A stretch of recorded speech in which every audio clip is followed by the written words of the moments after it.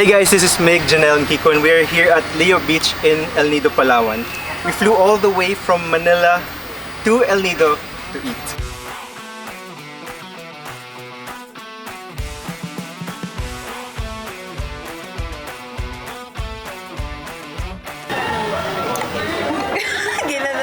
I thought it was easier than... They make it look so easy.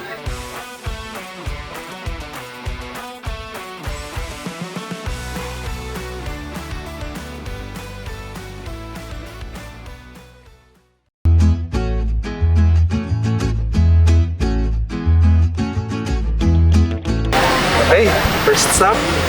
Globy, it's a fusion restaurant. Yeah, so today they're serving us Mexican and Thai cuisine because they're the only ones who serve that here on the beach.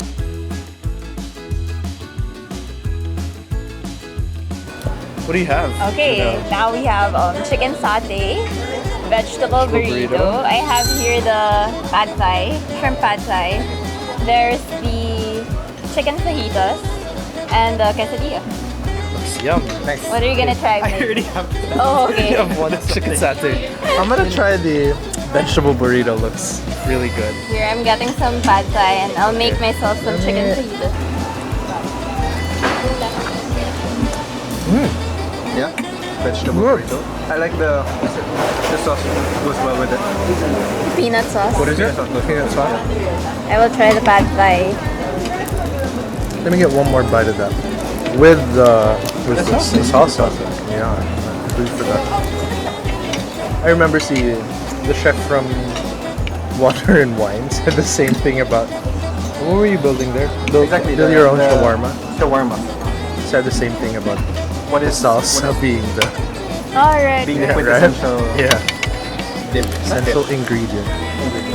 you haven't seen that, click on the link here. Good video. Good Pad thai is is also probably good. an understatement.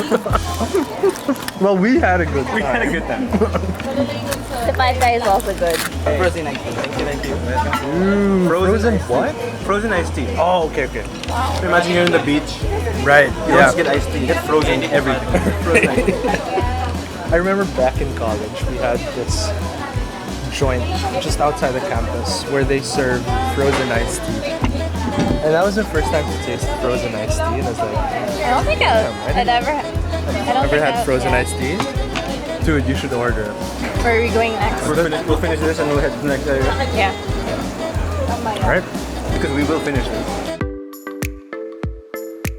Mag-taste test. Oh no! Wala mo. Ubus na siya. So I'm here at the factory. We're choosing our ice cream flavors. I'm having the crunchy honey and the white chocolate with hazelnut. So it's 2 scoops. Janelle here has 2 scoops also. Milo, which is made from real cacao, according to Ate. And crunchy honey. And I got the 3rd crunchy honey in this round, topped with buko. So you can only guess what the best seller is. Flavor is Mango. sobrang in demand ng crunchy honey. Crunchy honey, the way to go. Really good. Let's take it all in.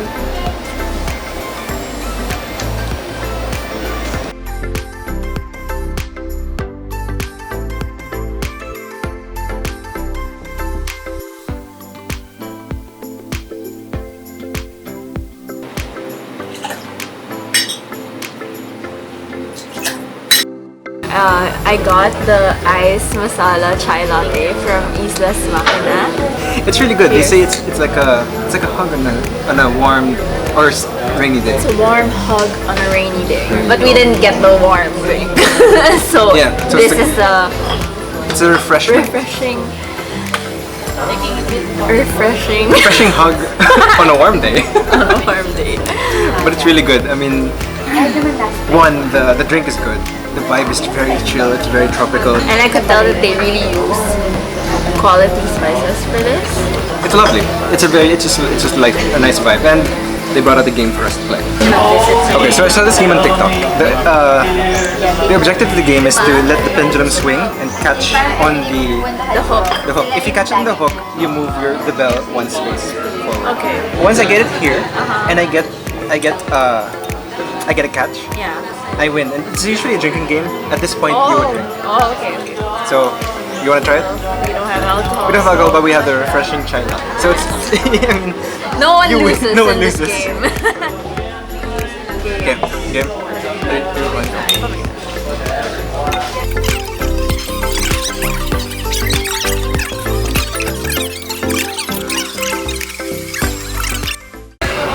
Wait, almost.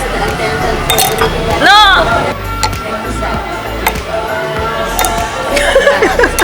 Yes! What?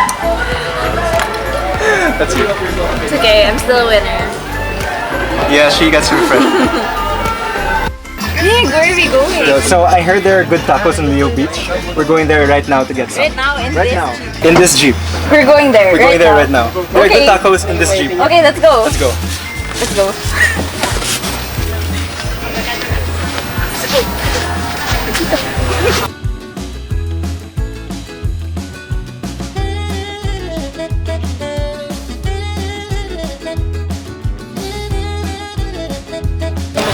Here you go. This is the best tacos in El Nido. Yes, so they say. From So what do you have? What is this? this is beef tacos. So that's good. Try it. Cheers.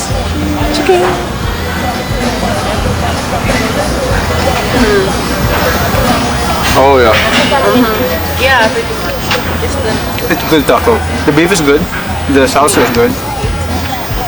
The guacamole is The guacamole is good. And presented on this bamboo, very aesthetic. very aesthetic, very beach vibes. It's plain, it's simple. What more can you want?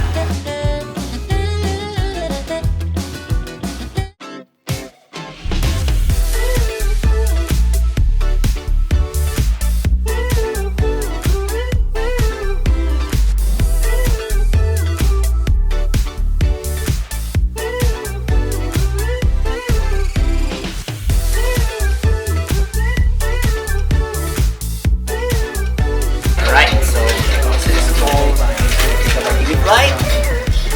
Let's do this.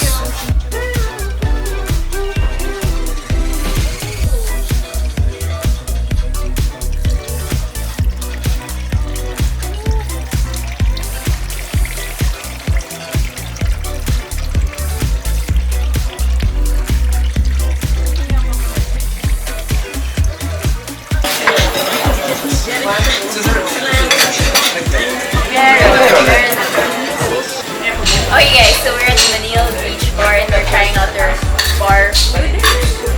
Bar chow. I'm gonna try this stuff with seafood because Nico can. Yeah, so first I'm gonna try the pomelo salad. Refreshing, a bit spicy. It has a bit of chili, but very refreshing. Very trying. I'm gonna go for the savory one. So I guess salpicao, which is a staple for alcohol bearing. Good too, yeah. Tender. Okay. Savory. Garlicky. Give us right. adjectives. And of course they have Yes, I got the Manila calamansi with the Manila basil smash. So the bar is actually named after this drink. So obviously it's gonna be good, right? Awesome. Mine is their version of the old fashioned. I mean, How is it? You're it's in good. Lambanog. Yun ang contribution ko ngayon. So here we are today at Cali Artesano, which is a village/Filipino artisan hub.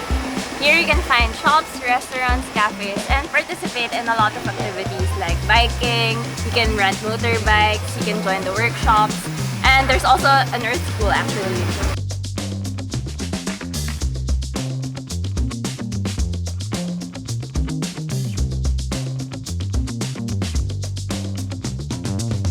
So we're having breakfast from Islas Maquinas. What I have right in front of me is the banana heart sandwich. Me, I have their breakfast sausage sandwich. In waffle form. I have the big breakfast. It comes with the sourdough, sunny side of eggs, bacon, And sausage. Pork sausage. pork sausage. Alright, So we shall do it. So I'm taking a bite out of my banana heart sandwich, which is also, I believe, a vegetarian or vegan option, right?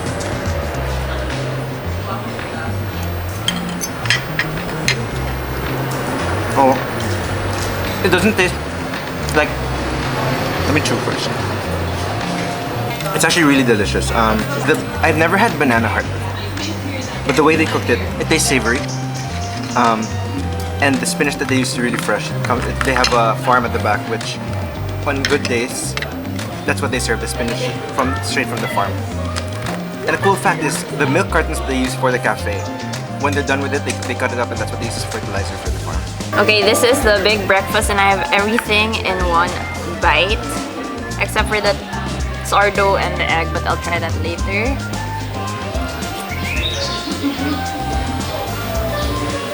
Good. Lots of flavors in there. Let's try the sourdough. So they make this here in the restaurant, right?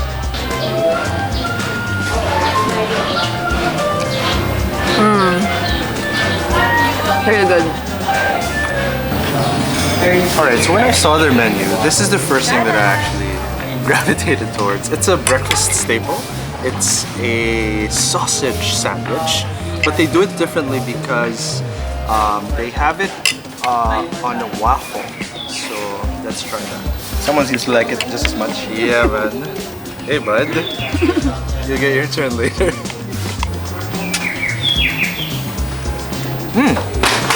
I like the sausage because it sort of ties all the flavors together of the sandwich. And the good thing about the sausage is that the chef makes it homegrown here at the cafe. So they don't source it anywhere. And the vegetables, you can really taste the farm to table essence of it. Because you know when you grow something versus buying something, you can really taste the difference. There's also a small pastry shop right beside Islas Maquinas called Kubo. Alright, so we have cookies from Charlie's Kubo for takeout. Charlie's is actually their satellite store. They have a 4-star hotel nearby, but like I said, they have a satellite store here so you can buy cookies and other treats, and I have this for takeout.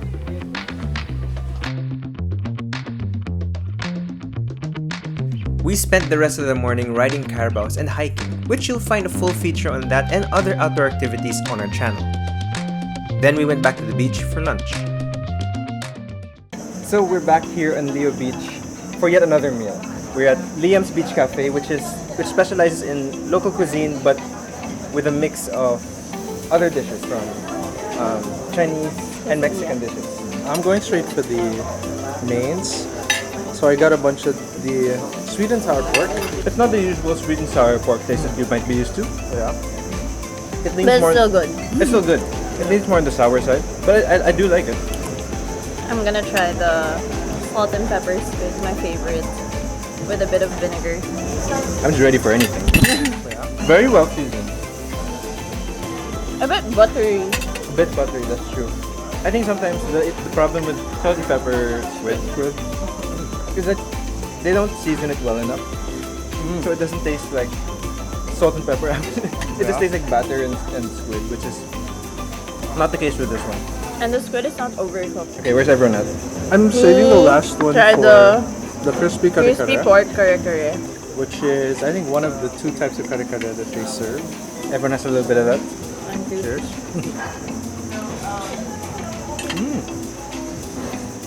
Very peanutty. Yeah, You're right. in a good way. I like the peanut. Needs rice. I mean, not needs rice, but like good with the rice. So real quick around the table, Liam's, yes or no? Yes. Yeah. Yes. And crispy kare kare. Yeah. And salt and pepper squid. There you go. So before anything else, it's about time for sunset. We need to appreciate this.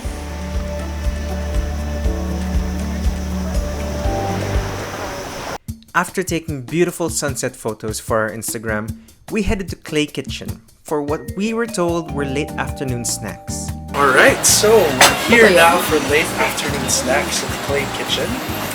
Snacks pa ba to? Yes, well, there's a lot in front of us.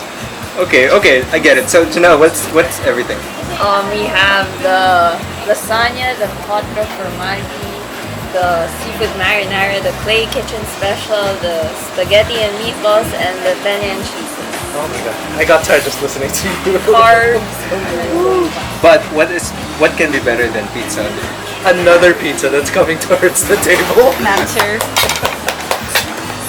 Ooh, it looks like Love it. So it's all meat pizza Yeah. that just came. So it's ready to eat. Let's go. We are. It's kept. Pwede. Awesome, let's go. This is apparently their version of mac and cheese, so I shall Ooh, have I it. want that. I think you spend it there, right? Yeah. I'll take the sample of the 4 cheeses.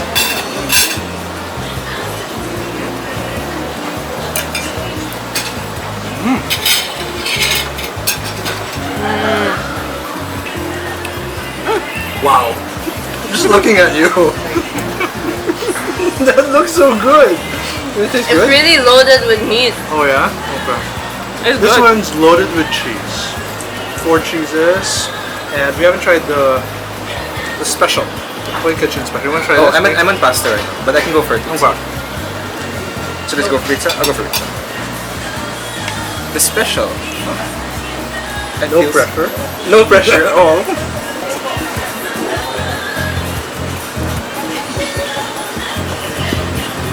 I love it. What's inside? You got the meats, you get your bell peppers, the veggies and stuff like that. Mixes together very well. This is really good. Are you a red sauce person or a white sauce person? Red sauce. I'm a white sauce person, Oh, yeah? but today the red sauce is winning. Wins it, yeah. It's so good. I love the spaghetti and meatballs. Yeah. And we also had their version of the mac and cheese. White sauce. Babe, what do you think? What are you? I was quiet here because I can't decide between white sauce and red sauce. I was hoping you guys wouldn't ask me. I don't know. Okay. In general, I don't know if I like white sauce or red sauce better, but I think I'll have to go with their mac and cheese for this list. So, maybe I'm a white sauce guy. Maybe. I'll eat my crust. Me, I'm a red sauce person. But you can. Today, I'm a red sauce. Maybe tomorrow I'm a white sauce. Who knows? How about you guys? Are you a red sauce or a white sauce person? Comment. Comment below, or better yet, visit Clay Kitchen here in El Nido. And let us know. El Nido in Palawan is famous for its beautiful and unique landscapes. With picturesque limestone cliffs towering over crystal clear waters, this is a must-visit destination for adventurers. For our trip, we traveled to Leo El Nido for a different kind of experience. Together with other members of the Spot team, Janelle and Kiko, we tried out activities you can do if you're looking to experience a different side of El Nido. The thrust of Leo Estates is sustainability and ecotourism. If you're staying in any of the resorts here, you may be familiar with Calle Artesano. This is the jump-off point for most of the outdoor experiences that we had, including the Carabao experience. Hey guys, I'm Mig from Spot.ph, and today we are going on adventures in El Nido that does not involve island hopping. I'm with Kiko and Janelle. They're over there getting ready for the Carabao experience, which I'll also be partaking in a bit. The Carabao experience involves being pulled via Caro up a hill. We'll be dropped off at a certain point for a 5-minute hike to a viewpoint.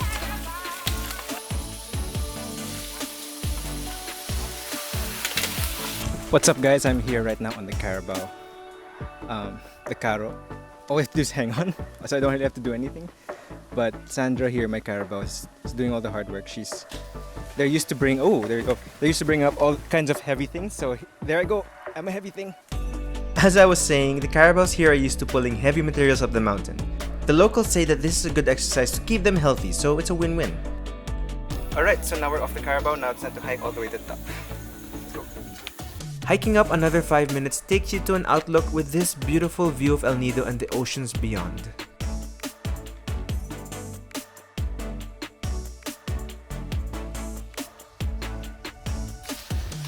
How was it? Okay. It was, at first it was tough because the Carabao's a bit slippery. But once you get the hang of it, it's pretty good. It's quite an experience, huh? Janelle tried it too, right? How was it? How was it? You tried it when we were going uphill, Yeah, right? going up, it was a bit difficult because the carabao didn't really want to go up. To go up. I guess the challenging part for me was finding something to hold on to. We were a little bit worried that the carabao might be... We were too heavy for the Yeah. carabao, but actually it's good exercise for them apparently. Yeah.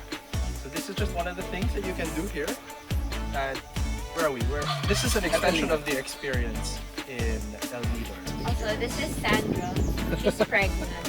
Oh yeah.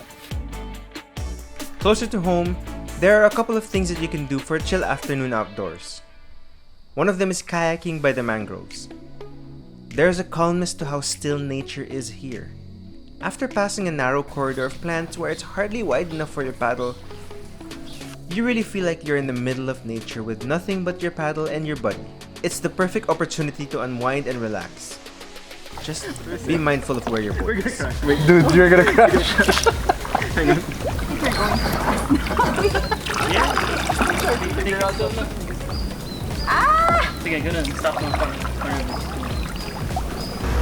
Okay, so we just finished kayaking in the wetlands and it was so peaceful. And now for more quiet time. Quiet time with nature. We're here at Nido Forest Walk, which is about a 10-minute walk. The forest trail is a nice way to start your morning too. It's a 10-minute stroll in the middle of the woods and away from the noises that we're used to in the city.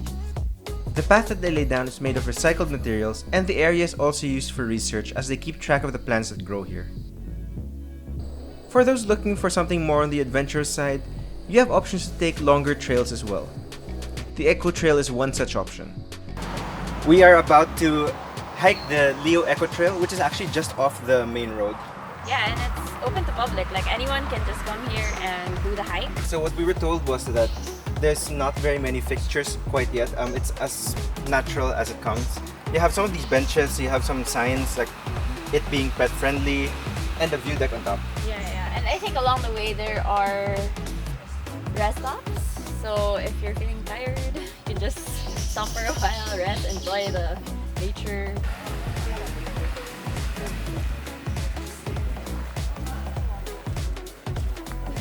The nice thing about the Eco Trail is, while it's on an incline, it's not too tough of a path.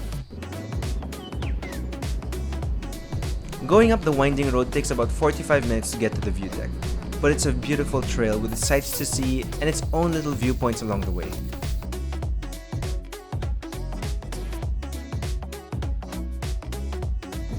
Alright, we've reached the viewpoint and now it's time to enjoy the view. There's also a shortcut which involves a steeper incline and will get you from the jump off point to the view deck in around 15 minutes. When you're done enjoying the view, you can take another trail that leads to a different destination. Hey guys, we're here at the river crossing, our first river crossing on our hike on our way to... On our way to Nagkalit-Kalit Falls.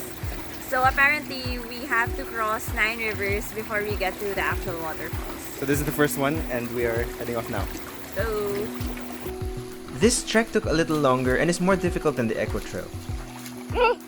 It took us around 90 minutes, which included 9 river crossings to reach our destination, but it was worth it. Made it to the falls. That's right, there it is, right there. These are the Nagkalit-Kalit Falls. It's both refreshing and picturesque, and somewhere you'd want to visit here in El Nido.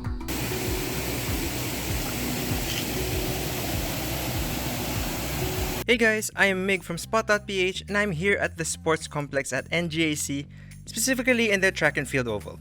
Join me as we get a glimpse of one of their mega structures to look forward to in New Clark City, Pampanga.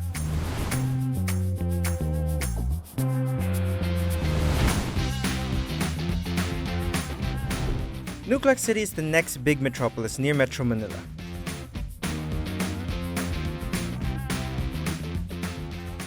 One of the first infrastructures that stands there is the NGAC Sports Complex, also known as one of the venues of the 2019 SEA Games. We sat down with engineer Nick David, president of MTD Philippines, to talk about the story and design behind this sports complex. We submitted an unsolicited proposal to BCDA, thinking this is the solution to the congestion of Metro Manila. And of course, to assist and help for the coming big one. We thought of this idea of moving out of the city and building a new metropolis outside of Metro Manila. So when the SEA Games was to be hosted in the Philippines again, they needed a facility. So they incorporated our proposal to build in a new sports complex. We wanted something that when you come here, you know you're in the Philippines. So the design concept of everything was modern Filipino. So for the stadium, since we're in Pampanga, Tarlac area, it was patterned or designed taking into consideration of Mount Pinatubo. So even the color schemes and everything else is patterned after nature and the Philippines. And we are in the NGAC Sports Complex Track Oval. While we're here, why not try the track? Shall we?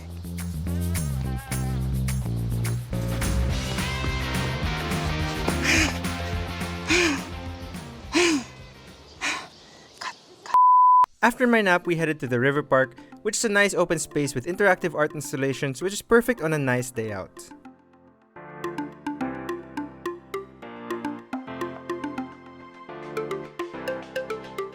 This is one of the interactive art installations. You can walk inside, you can go around, you can just have a good time here.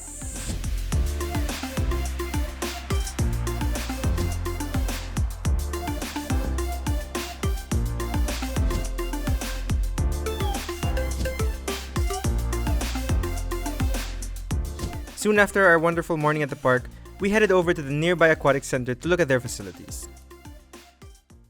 This aquatic center features Olympic-grade facilities like the lap pool, the diving pool over there, and the training pool. Our aquatic center is patterned after the parols in Pampanga and the baklad, fish nets or fish cages to symbolize water.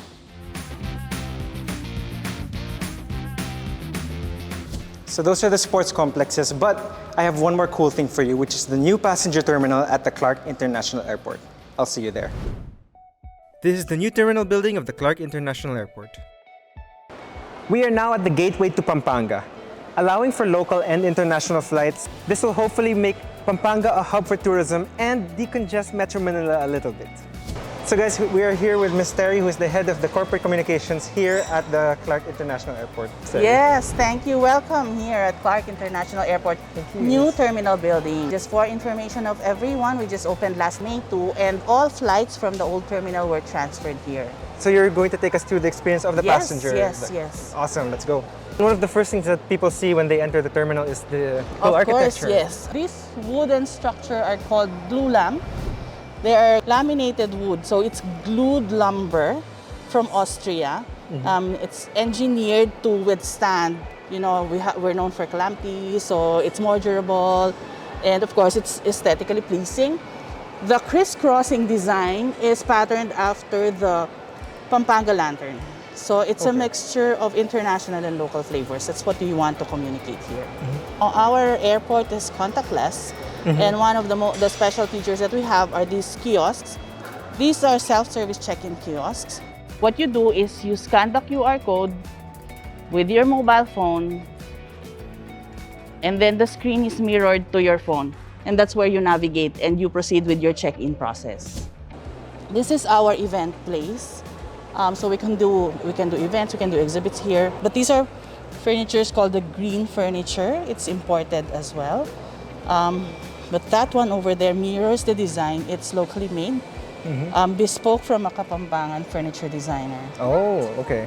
So this place is like, it sort of turns into like an art installation once Yeah, in a so while. again, it's a mixture of local and international flavor. That's what we want to tell everyone, because it's not only an international gateway, but it's also one that is purely Filipino. So Yeah. something that Filipinos can be proud of. So when you go straight, this hallway takes you to the international boarding gates. Right. It's easy to identify because you have green chairs and green carpets all over. So it's color-coded also. So this one is blue carpet for Yes, so domestic, straightforward, blue carpet, blue chairs. Yeah. We extended the boarding bridge, and it's see-through all the way, so you don't feel claustrophobic when you're stuck in the And then you can see the runway from here. So again, it's another parang nice view and experience for the passengers. So dito tayo mag-Instagram, mga ganun, yung parang Yes, right before actually, flights. maganda yan. Hey guys! The Spot team drove a Ford Territory to Pampanga for a food crawl. We'll be trying out dishes from different restaurants, so if you're looking for something new to try the next time you're here in Pampanga, this video is for you.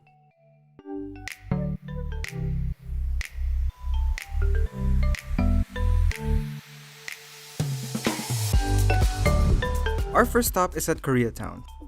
Donenu is a Korean barbecue restaurant that serves high-quality cuts of pork and beef. Although it's not unlimited, the set menus provide enough whether you're on a date or with a group of 3 to 6 people. It comes with unlimited sides such as spicy fish cakes, glazed sweet potatoes, kimchi, japchae, and a lot more.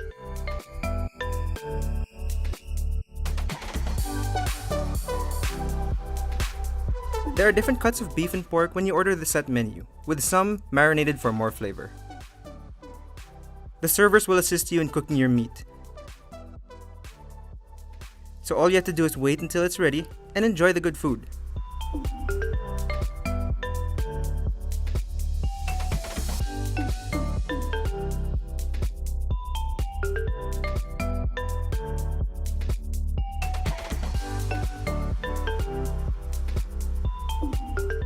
We all enjoyed our first meal of the day, and we're ready for more. The next stop is Mart, which is right beside Donenu.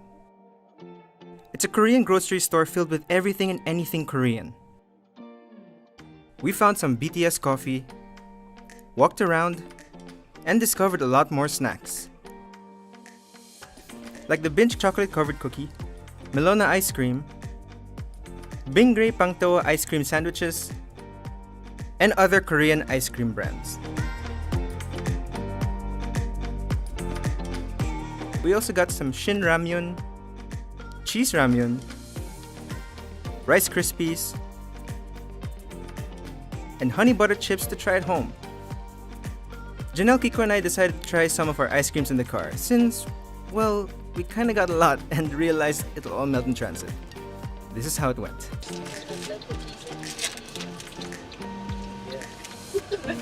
Melona, if you're watching Spot.ph.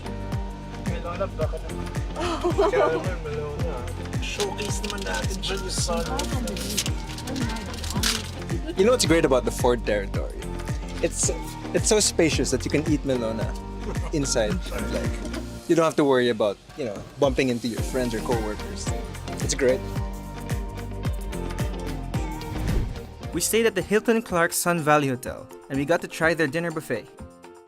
This had a variety of selections from bread rolls, salads, sushi,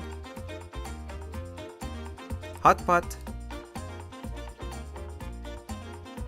Angus beef roast, shank and white bean stew, grilled pork belly,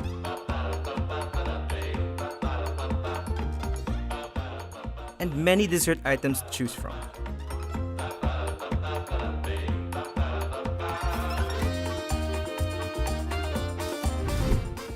But the real Kapampangan food crawl starts here at Aling Lusing's. Aling Lusing is responsible for reinventing a dish loved by many, sisig. Her restaurant in Angeles is quite popular to locals, tourists, vloggers, and celebrities. Anthony Bourdain even visited this place years back. One tip to food crawling, half rice. Half rice, Yes. because we're gonna visit a lot more restaurants later. We're so excited now. Shaking.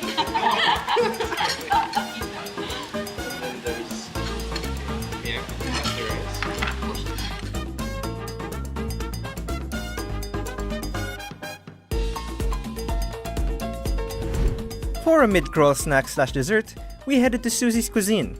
They have puto, kuchinta, tocino del cielo, and other goodies you can take home or enjoy dine-in. Okay, so we are done with lunch. That was a good lunch, Yeah. but I think we need a palate cleanser. Yeah, so I brought you here at Susie's Cuisine. This is actually my favorite kakanin in Pampanga. So it's called Tibok Tibok. It's made out of Carabal's milk, ground glutinous rice. So kakanin siya, but the texture is a bit like pudding. So it's a milk Right. pudding, Carabal's milk pudding. So this is the first time for me to try it. And on top, I think these are, I believe it's made out of coconut, so let's try. Let's dig in. Where do you start? Okay. I don't know. In the corner? Oh no, you're going straight for the middle. Let's do that. Middle with the coconut topping. Oh wow, okay. It's harder than I expected. Cheers. Cheers. Okay. Why can't I eat right? So it's like a thick milk pudding. Yeah. That's good. That is good stuff. You can taste the Carabal's milk. A bit coconutty, I guess, because of the topping. Yeah. It's different from your usual sapin-sapin, kuchita. I also want to try this like candy. I don't know what it is. It's yogurt candy, so There you you can go. try that as well. You tried the watermelon version of this, right? Yeah, earlier. It was milky and then you get a hint of the watermelon flavor. How is it? It's okay. Right? Parang sucks lang. Yeah. Let our cameraman try it.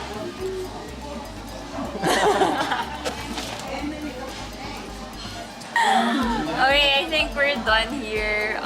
Moving on to the next place? Yeah. Sisig again. Sisig again. Tokot baboy. Chicharon bulaklak. Yes. We're ready to go. Let's go. We are now at our next stop in our food crawl, which is Mila's Tokot Baboy. Yes, we're ordering tokot baboy. We're gonna try their sisig and chicharon bulaklak. So Janelle, you say that this is a must visit for anyone who's doing a food crawl in Pampanga. Yes, definitely. So if you're doing a food crawl in Pampanga, go to Aling Lusing, which is what we did earlier. And then now we're here at Mila's Tokot Baboy to try their a few Kapampangan dishes also.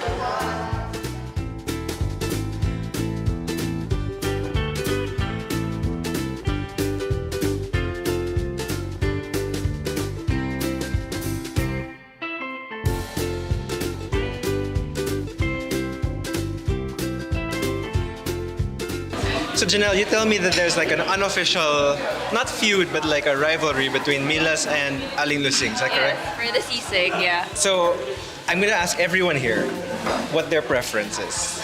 Let's start with Janelle, you wanna go first?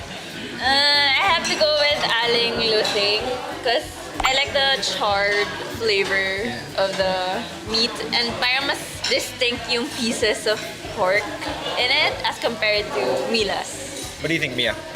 I'm gonna go against Janelle and vote for Mila's for the sake of diplomacy, no.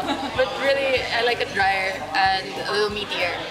No, I'm gonna have to agree with you. I like them both. They're both really good sisigs, but I'm more of a fan of the drier, sort of like crispy sisig. That's why I'm gonna choose Mila's. But I will say that Aling Lusing's is also really good. I'm just putting it out there.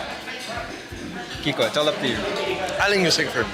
I like the smokiness of the sisig. Mila's just, I feel like fell a little bit short in terms of the flavor profile, but for me, Aling Lusing, the first bite, did it for me, I guess. Yeah. Well, So there you go. Aling Lusing. Right now we're in even 50-50, so you guys should come over and break the tie for us. So if you're in the comments, leave in the comments, are you an Aling Lusing person or a Mila's person? So we'll see you there. As bonus content, here's Janelle serving some ASMR from her chicharon bulaklak.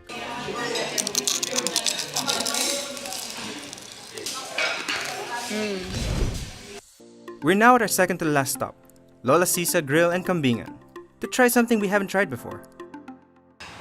Now we're at Lola Sisa Grill and Kambingan for some kalderetang kambing and adobong bibe.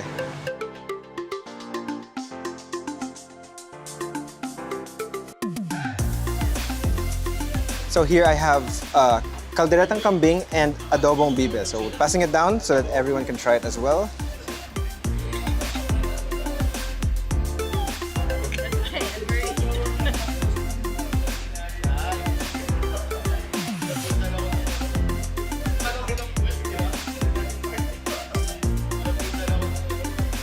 I don't know about you, but I think I'm at the part of the crawl where I'm just so full.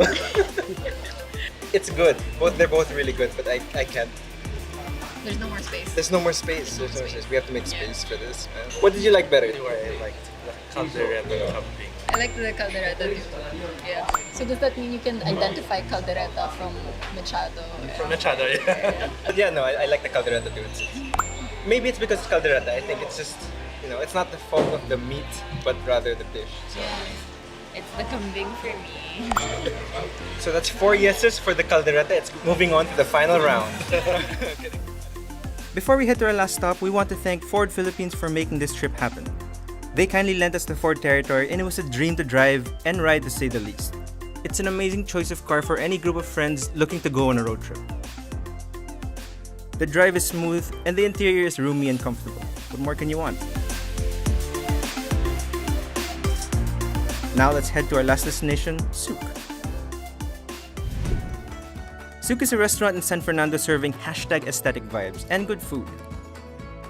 The rustic atmosphere makes it a popular choice for both locals and tourists. Here we are at the end of our food crawl, and what better way to end than with desserts. So we have buko pie and palitaw from Souk, and of course our fruit shakes and Mia's coffee.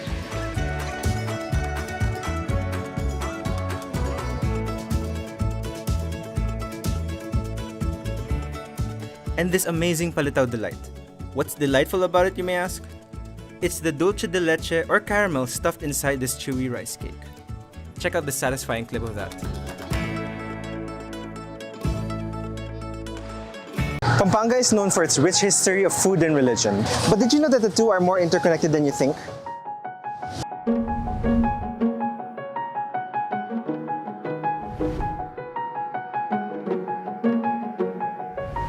We're here at the Holy Rosary Parish in Angeles, Pampanga. The Holy Rosary Church was constructed from 1877 to 1896. Since then, it has withstood the test of time.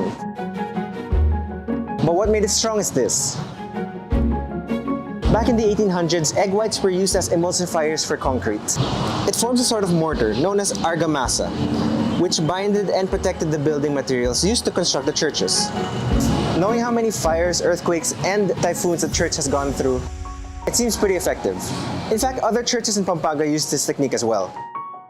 Like the St. James the Apostle Church or the Betis Church in Guagua, one of the churches declared by the National Museum as a national treasure.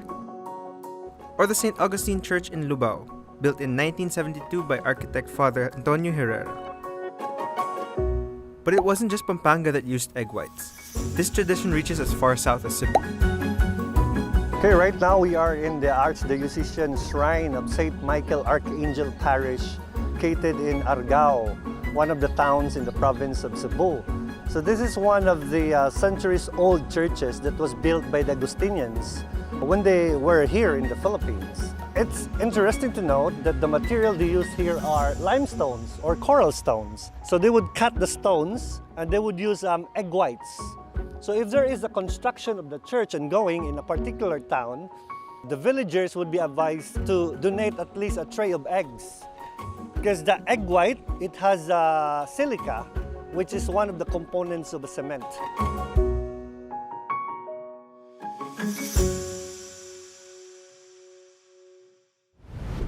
But what happens to the egg yolks left behind?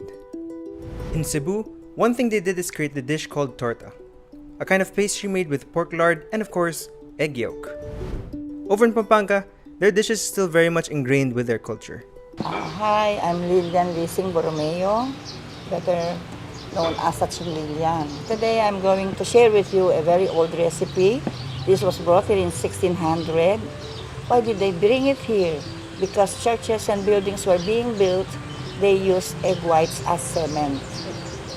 There was a problem here in Mexico, and that was how to make use of the excess egg yolks. Millions of egg yolks were buried in one area. That's why they call that masangsang. These cookies are named after San Nicolas de Tolentino, said to be the patron saint of bakers, of children, of the souls in purgatory, and of calamity. Gagawa na po tayo ng panecillo de San Nicolas. This recipe doesn't have any rule. You can add all the ingredients together, tapos halo-halo, mix-mix, tapos na siya. I need 1/3 cup of butter. half cup of sugar, half cup of milk, or coconut milk. Only 4 egg yolks, but in the past they used plenty of egg yolks. Cornstarch, same amount of flour, half cup of oil, and baking powder. Haluin lang ng haluin siya. Knead it carefully. Huwag po ninyong gagayain ito kasi old-fashioned way po ito. I just want to show you how it was done before. Ang sikreto po dito, pag pinrest mo ng ganyan, your fingers comes out clean, stop ka na. Pero kapag meron pa, huwag muna. Kapampangan, we call this pisik-pisik. In Tagalog, wisik-wisik. In Ilocano, warsi-warsi. In English, to sprinkle. Now, my fingers comes out clean, so it's done. We'll start molding it now. Bawat isang pamilya, like example this one, galing ito sa pamilya ng mga warriors of Pampanga. Yung taga Makabebe. Ito ginawa ng aking great-grandfather. Parang kaliskis kasi meron silang pispan. So, bawat isang pamilya dito, meron kanya-kanya siyang molde. Pag binigyan ka ng San Nicolas, sasabihin mo, tinignan mo yung design, galing ito kay Santana, ganito sa San Fernando, sa ano, gano'n. Parang identification nila. Lagay ko sa gitna, no? And then I'll press it, middle up, middle down. Ang mga kusinera that time, they stayed in the kitchen morning till afternoon till evening. Nothing to entertain them. So the poor cooks, if not praying, they compose songs and poems inside the kitchen. And they have also exercise. It's like this. Middle up, they will sway their body. Middle down, middle up. Para maganda yung body. It's a labor of love. In the past, they did this. Why? Just to break the silence of the kitchen. Kasi masyadong tahimik, kaya nga they try to make noise. Pero hindi naman kailangan pukpukin mo.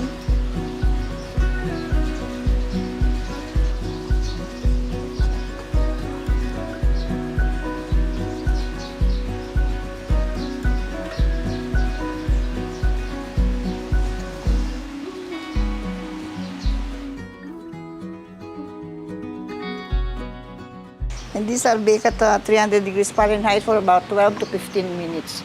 But in the past, they didn't have any timer, so what they did was to pray.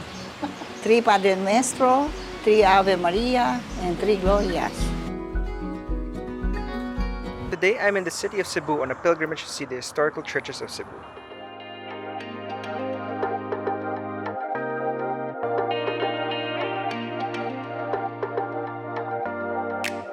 So join me in my adventure today. Let's do this.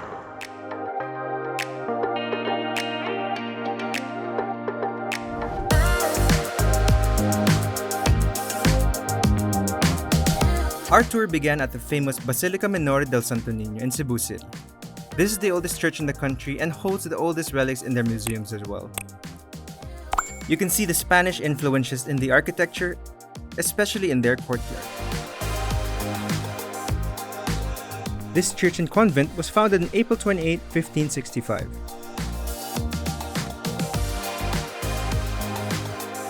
In the year 1965, it was declared by Pope Paul VI as the symbol of birth and growth of Christianity in the Philippines. Between churches, we get to see Cebuano landmarks like the CC Bridge, which recently became operational. Arriving at our next church and the location of our first holy door is St. Catherine of Alexandria Church in Karkar City. What makes this church stand out from other heritage churches in the region is that the Byzantine-influenced architecture, twin bell towers shaped like a minaret, and the Greco-Roman themed altar. The city of Karkar was declared a heritage zone, which promotes the restoration, conservation, and maintenance of heritage sites for tourism.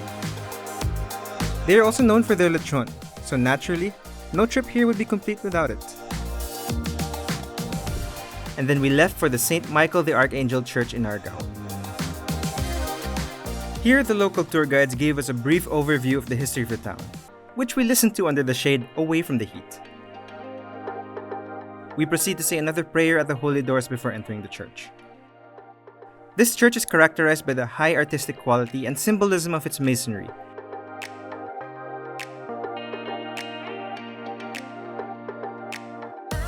And it's one of the churches in Cebu with historical pipe organ, which is still played every Sunday Mass.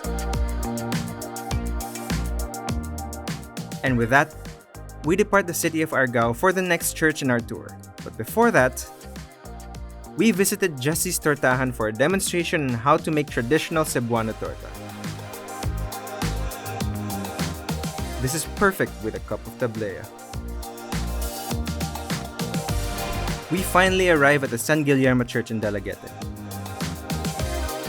Like other churches in the region, this is made of coral stones and faces the sea.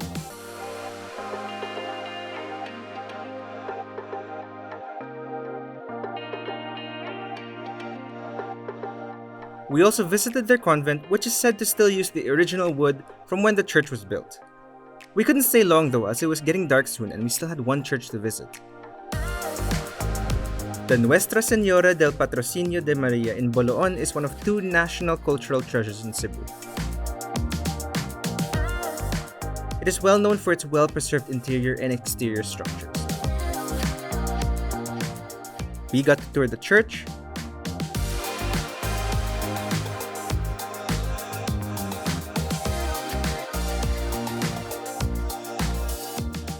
the dress collection of the Nuestra Señora del Patrocinio de Maria, as well as the Boloon Museum.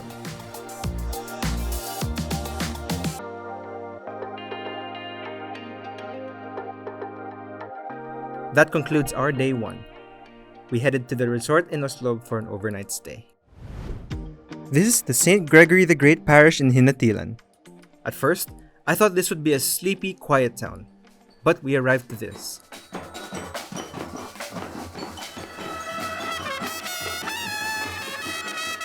Hinatilan is said to be the hometown of Saint Pedro Calungsod, a 17-year-old missionary who was canonized as saint on December 19, 2011.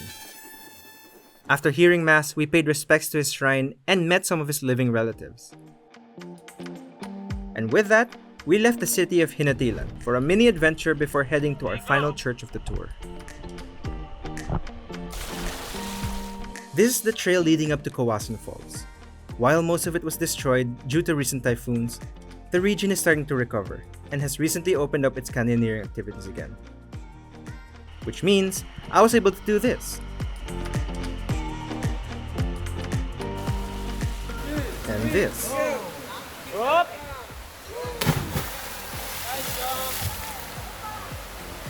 So that's a whole adventure in and of itself. But before we head to the next church, here's our drone operator and cameraman Jack for what might be the coolest shot of Kawasan Falls you'll ever see.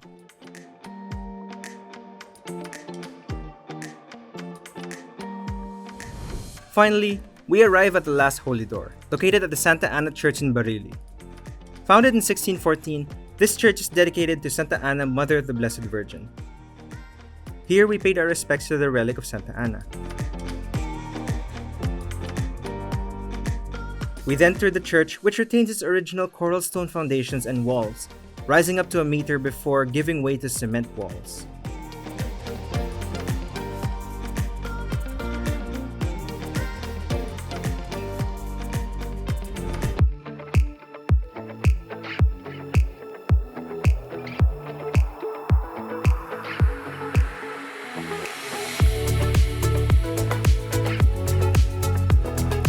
Hey guys, I am Mig from Spot.ph and today I'm in the province of Cebu. Now personally when I think of Cebu, I think metropolitan cities and stuff like that, but that might not be the case. We were invited by the Department of Tourism Region 7 to explore beyond the city of Cebu. Our journey began at the Sirao Gardens, otherwise known as Little Amsterdam. Here we are at Sirao Garden, also known as Little Amsterdam. One of the fun facts is that the colors here of the flowers are used in the Sinulog Festival, one of the biggest festivals here in Cebu City. Other than the beautiful flowers, there are spots here for you to take photos for the gram.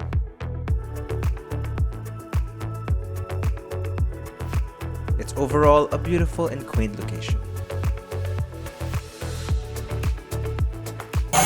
Here we are at Evo Nature Park. It's a great place to go to if you want to be one with nature. They have a lot of camping, glamping opportunities here.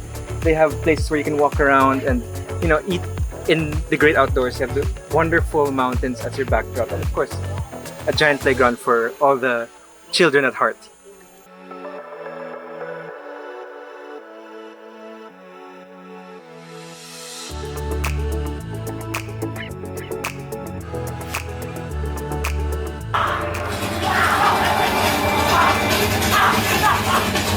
After our brief stay at Evo Nature Park, we headed to Adlawan Farm to get a demo of the martial art of the Philippines, Arnis. They let me try the 1-stick style and 2 sticks.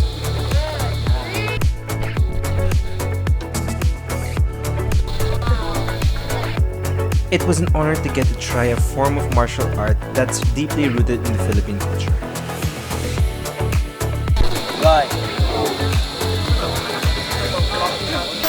Alright, so we're about to hike the Canirag Trail. This is one of the many scenic trails here in Cebu. And I'm excited actually. I love hiking, so this should be a relatively simple hike.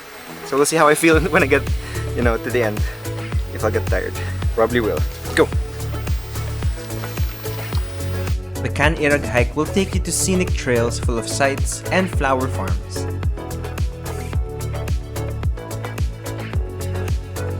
Here you can stop and literally smell or photograph the roses.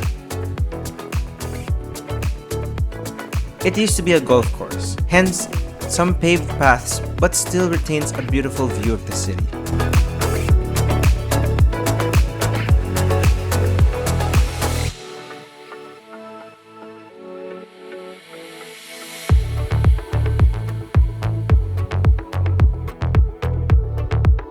So here we are at the resort part of the Lava Mountain River Farm. It's a beautiful resort with a nice pool. You get the views of the mountains and stuff like that, and just fresh air everywhere. How can you go wrong? One of the things they do is they harvest bako here, which is an edible herb. They let me try harvesting it myself and showed me how to tell if they are ready.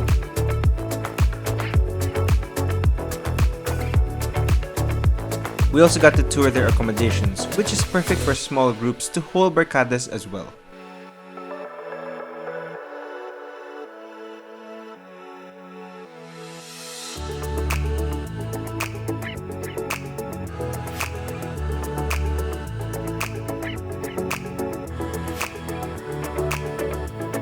They also wouldn't let us go without trying their delicacies like bibingka, but honestly, this was something that we could not miss.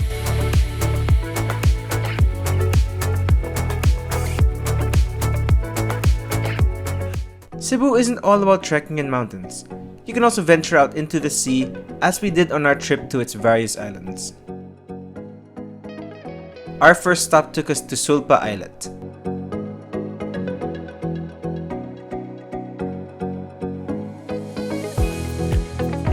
We are here in Sulpa Island, here in Olango, where we'll be using this as a jump-off point for kayakers and other water activities. But for me, I'll be taking a flatboat to a nearby island where we'll be doing some trekking and bird watching. After a quick lunch, we headed to the nearby Olango Island for our next activity.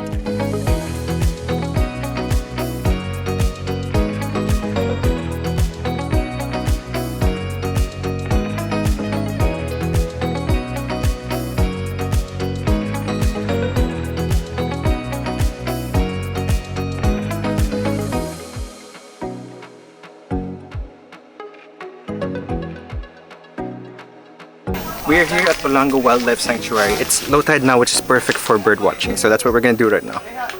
The Olango Wildlife Sanctuary is a nature reserve where they study and appreciate the diversity of the mangroves here.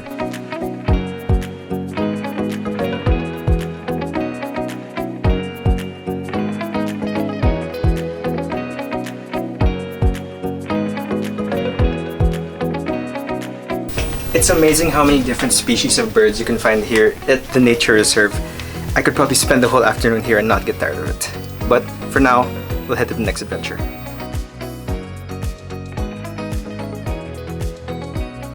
Davao City is the third largest city in the Philippines, but don't let this metropolitan area fool you. This area has a lot of traditional food, wildlife, and culture that you can experience. My name is Kiko from Spot.ph, and I had the chance to explore a little bit of what Davao has to offer. Our adventure begins at the Montfort Bat Sanctuary. This island is somewhere you can visit to appreciate some of the biggest fruit pollinators in the region. We are here now at Samal Island in Davao del Norte. We are here to check out the Montfort Bat Sanctuary, which is home to over 1.8 million bats. While we weren't allowed to step foot in the caves itself, we still got to appreciate these colonies from a relatively close distance. Behind me, you can see these fruit-eating bats that are the biggest cross-pollinators of durian in the country. Maybe you have them to thank for why Davao is the biggest durian capital in the Philippines. Speaking of durian, this is something we couldn't miss while we were in Davao. So, we headed to where we can get the classic durian snacks.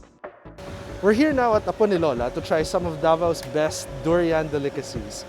They have something like durian ice cream, durian candy, durian pie, and so much more. Come on, let's try it. Good afternoon, everyone. I'm Irene, representative of Apo ni Lola.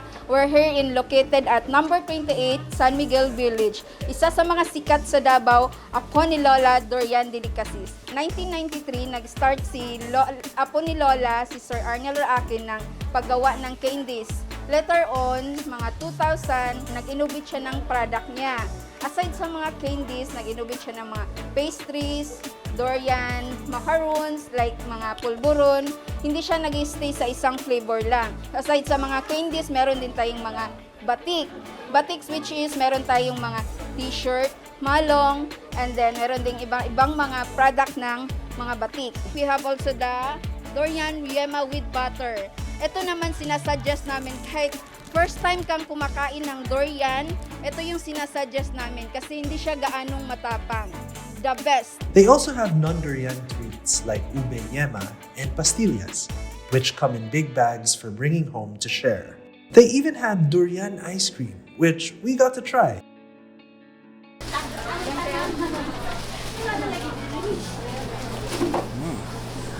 It's good.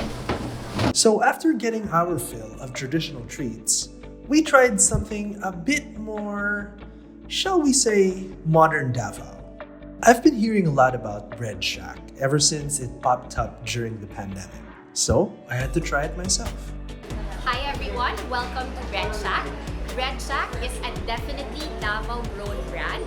It's home of the best tasting fluff rolls. We call it fluff rolls because it's soft and it's fluffy, but it also comes in different textures in its fillings and toppings. So we have it in queso, durian, mango, mahapuno, and of course piña. So don't forget, on your way home, bring Bread Shack.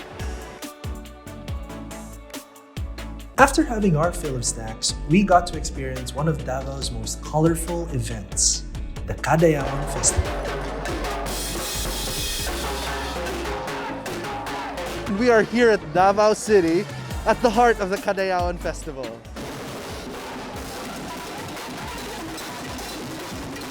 The Kadayawan Festival is one of Davao's biggest events that both locals and visitors alike look forward to every single year.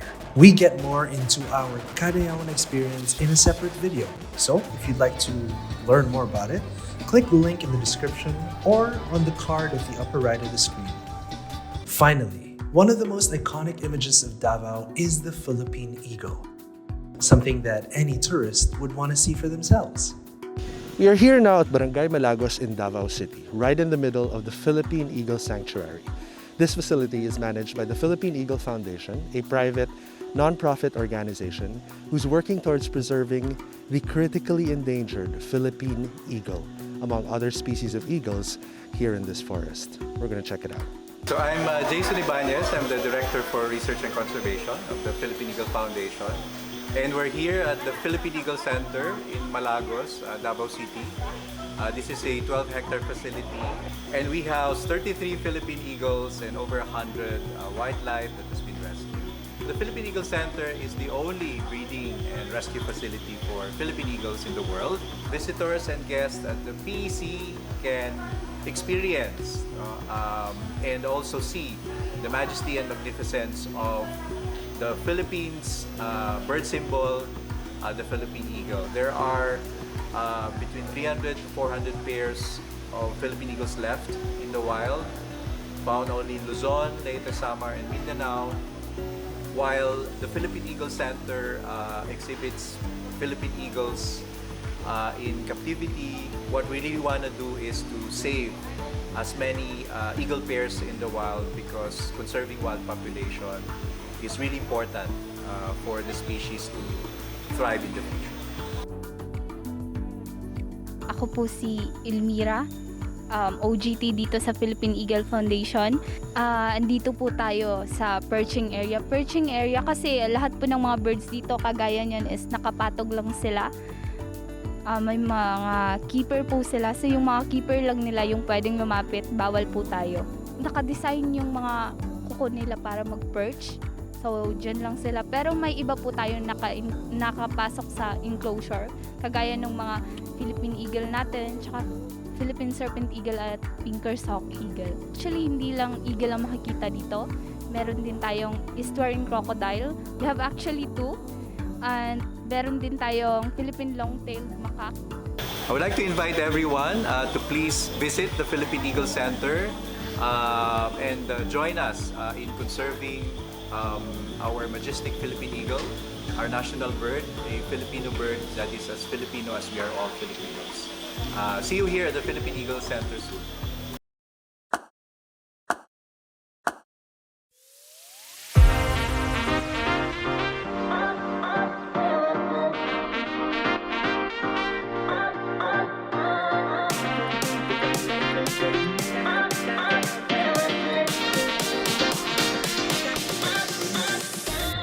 My name is Kiko from Spot.ph, and we are here at Davao City at the heart of the Kadayawan Festival.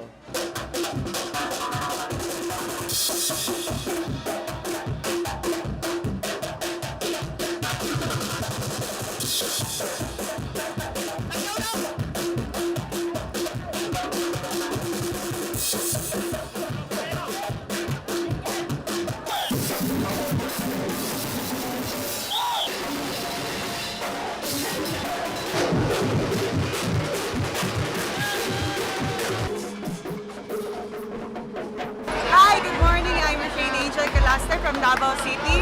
I'm representing VXI Float, and today po we celebrate Kadayawan 2022. Nagbabalik po kami para celebrate ang 11 tribes ng ating Mindanao. Thank you po.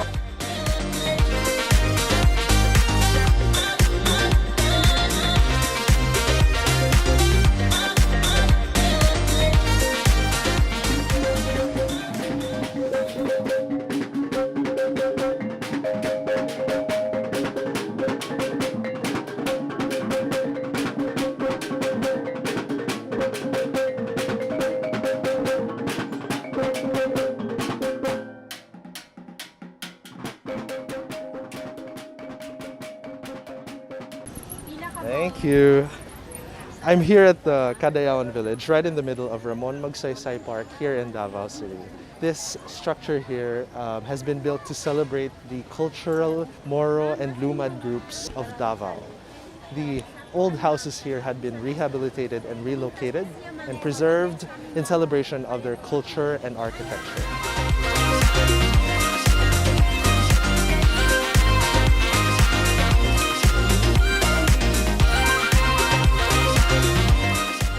Kadayawan Village was made to showcase the diverse culture of the peoples of Davao.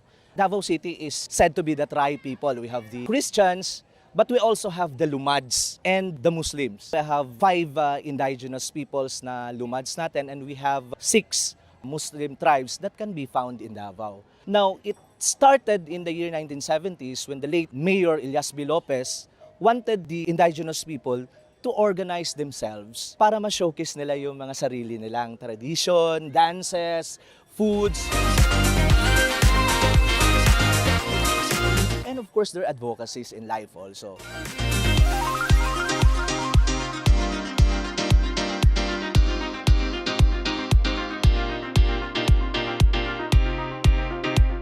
Cadayawan village showcases so much more than just these beautiful homes. You can even take home a piece of Mindanaoan culture by supporting the locals and bringing home their hand-woven products.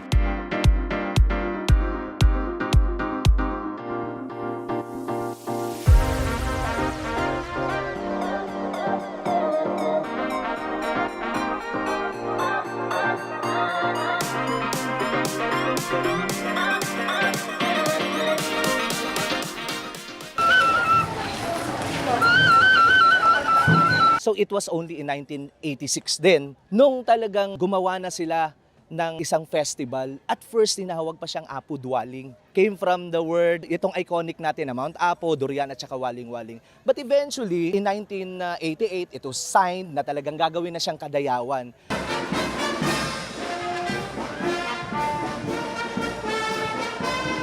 I'm still here right in the middle of Davao, at the heart of the Cadayawan Festival. You can feel the energy in the streets.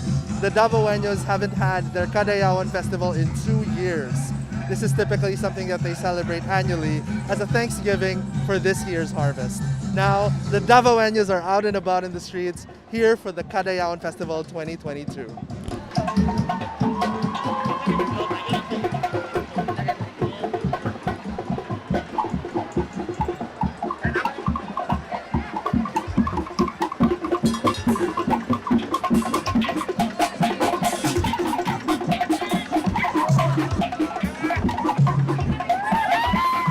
The city government wanted really hindi lang na maso-showcase along the road na mapapakita, but really to create a community where people all year round mavivisit nila itong place na ito with a cultural center.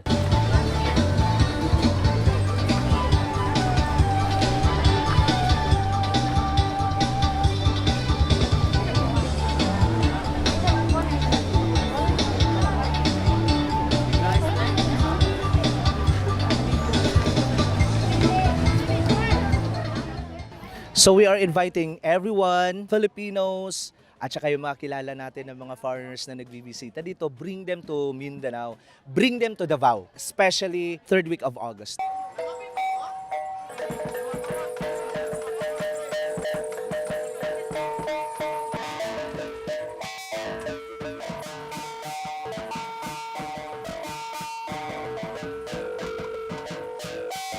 One of the highlights of the Cadayawan Festival is their street parade. And what's beautiful to see here are these gorgeous floats decorated with these beautiful flowers from Davao. It's called Pamulak sa Cadayawan.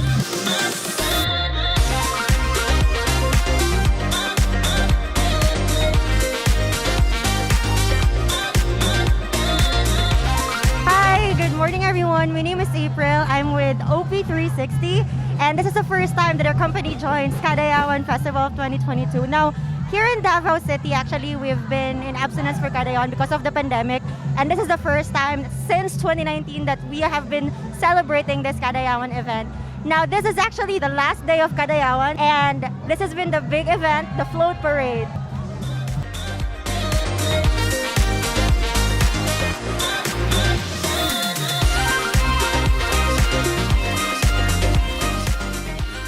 The city of Dumaguete is commonly used as a gateway to Siquijor. But Dumaguete and the areas around it have so much in store for you if you're looking for somewhere to go for your next big adventure. For lovers of art, activities, and adventure, it may just have something for you.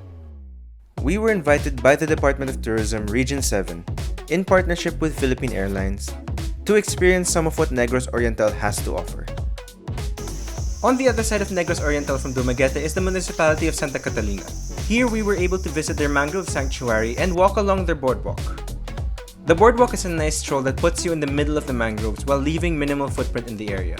So we are on the boardwalk in the mangrove forest here in Santa Catalina. It's a great place because there's a lot of ecotourism, which is important for both the community and of course the environment. So it's really good to see them taking care of this place and making it so that people can visit and people can enjoy themselves their days here at the boardwalk at Santa Catalina. It's a quiet and relaxing place to go on a stroll by yourself or with friends. As a bonus, you can try your hand at nature photography as this area is teeming with wildlife. We're at the end! But yeah, that was a nice walk, wasn't it? Near the sanctuary at Santa Catalina is the Monkey Sanctuary. So we are now at the Monkey Sanctuary here at Negros Oriental. Behind me, I believe, are where the monkeys are. We're going to cross a hanging bridge in a bit, right before we get to the monkey area. They say to keep your stuff close by because they might take your things, so let's see how it goes. There's something about Negros Oriental and its hanging bridges. It's all very similar, it feels very similar, and it feels both sturdy and wobbly at the same time, so it's kind of scary, so I love it.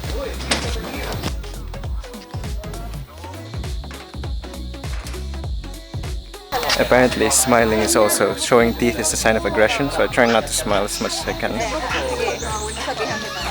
You can get up close and personal with the monkeys, but remember that these are still wild animals and need to be respected. They are very sociable though, and have a tendency to grab you if they get the chance. So the monkeys here in Negros are a bit of a different experience from the ones in Bohol. These guys are a lot more sociable. They climb on you and they really like grab things and stuff like that. Unlike in Bohol where you give them nuts, you give them food, and then they run away. But if you want to see that video, check out our video on Bohol outdoor activities that you can do. Link is in the description and on that card over there. Here we have the four-legged monkey. And here's a new species, the winged monkey, right there. You see? All different kinds of monkeys. The good boy monkey. Right there. For a more thrilling time, you can visit Santa Box for a few different experiences. Alright, so we're here at Santa Box Eco Park for some lunch. I tripped on some roots. So we'll see what we feel like if we're gonna do adventures, but we're here for lunch. So let's go past the Japanese style torii gates over there. So let's go. We didn't have much time here, but their main attraction is the spiderweb, giant swing, and palwa ride. In other words, whether you were looking for a relaxing day, an exciting day, or both, there's something here for you. Moving away from Santa Catalina to the southern part of Negros Oriental is Apo Island. Famous for its ocean activities, you can get here by taking a boat ride from Zamboanguita or Dawin. Here you can go scuba diving and experience the diverse coral reefs. Whether you're diving for the first time or if you're a seasoned diver, the reefs here will leave you in awe. For non-divers, Apo Island is still a destination you want to visit. You can go snorkeling above the reefs as well, and you're likely to encounter at least one of these guys while you're there. Apo Island is a turtle sanctuary, so you'll have to snorkel with a guide who will make sure you're taking care of the wildlife, but will also help you take shots like this.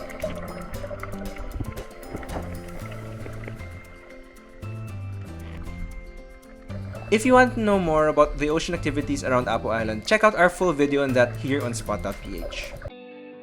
For a change of pace from all the outdoor adventures, Dumaguete City has a thriving art scene. We visited Mugna Gallery where they had an exhibit called Manifest. Here we got to appreciate the artworks and chat with the artists present at the gallery.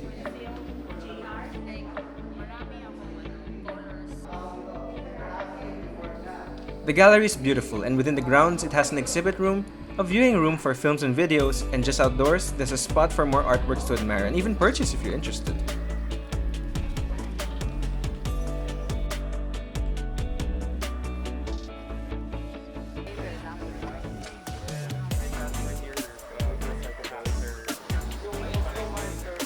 You can also find Subida Souvenir Store where you can purchase local handmade souvenirs.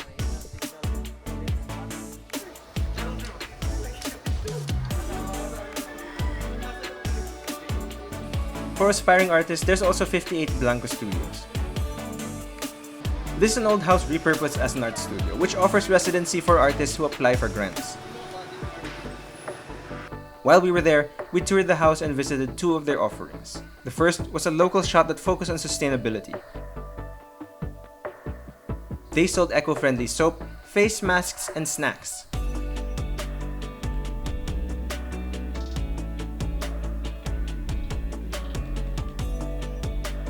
Along with offering refills for shampoos and the like. We also visited the pottery area where they graciously let us try a hand at the pottery wheel.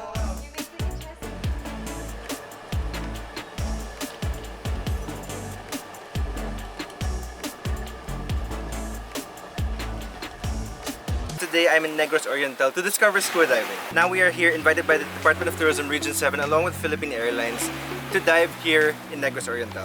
So after the pool lessons here at Silver Reef Dive Resort, we'll be heading over to Apo Island to dive along with a few friends of ours. So join us today. Apo Island is one of the dream destinations of divers from all over the world. It boasts some of the most diverse coral reefs to explore.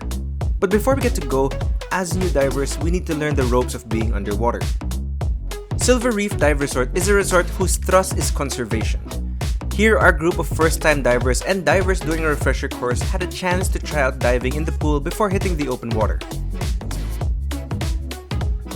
While waiting for our turn, we got the chance to chat with Aaron of the Department of Tourism Region 7.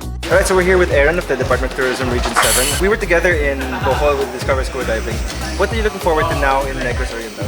Well, first and foremost, Bohol is a different experience. We went to Balikasag Island and a few of the known house reefs in Bohol.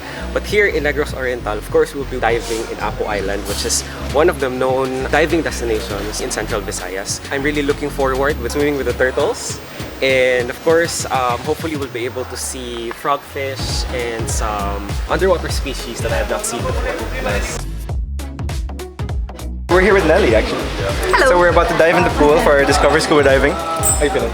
I'm very excited. I needed a refresher. It has been a while since I've been diving, but I'm super excited for Apo Island. I've already been there, so I know what to expect. Okay. So what can I expect? It's your first time? Yeah, it's my first time. Okay. Lots of turtles. A lot. And they will come very close to you, and it's just magical. I'm excited. I've never seen a turtle in my life. Yeah, that's going to be a bucket list item. Yeah. So finally, it was our turn to learn. After suiting up, we headed into the pool to familiarize ourselves with some things to remember when out in the open ocean.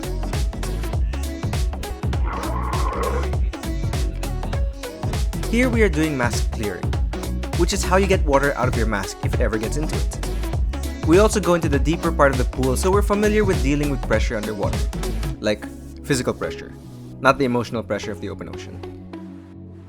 But the pool session is perfect to learn the ropes in a controlled environment.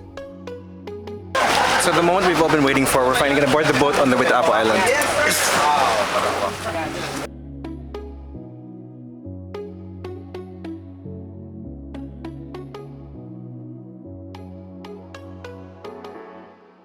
We're almost there. Excited to see the turtles.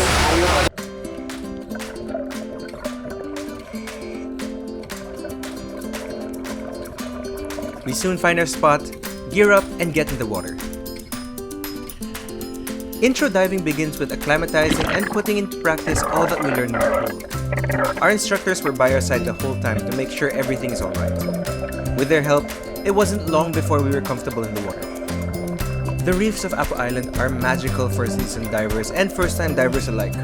There are a variety of corals as far as the eye can see, and the biodiversity of the ocean life here is unmatched. I was constantly in awe of how different this underwater world is, and how I felt like I was in a completely different landscape, or seascape. No matter where I looked, there were corals of different colors, shapes, and sizes, and it was teeming with life under every nook and cranny. Our videographer Jack and I were having the time of our lives exploring the ocean and just being in this new world with our fellow divers.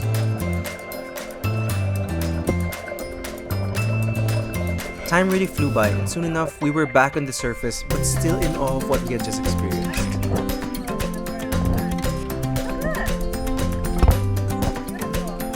Our dive may be over, but our adventure continues. The ocean still called to us, and one of the popular activities here in Apo Island is snorkeling. So we follow our guides as we snorkel above the vast reefs, closer to the shore of the island itself.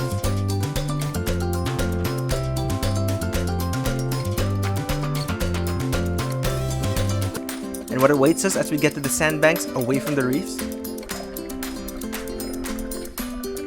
Yes, one of the big attractions of Apo Island is the opportunity to swim with the turtles. These gentle creatures are breathtaking, and it was an honor to have encountered them in the wild. As magical as they are, we respected their habitat, and after a short encounter, we left them alone and concluded our adventure along the reefs of Apo Island. Hey guys, today I'm in Bohol and I have something very special for you. Bohol is a province of many natural wonders, and I'm not just talking about the beach or the famous chocolate hills. Today, what I want to show you is all the way out there.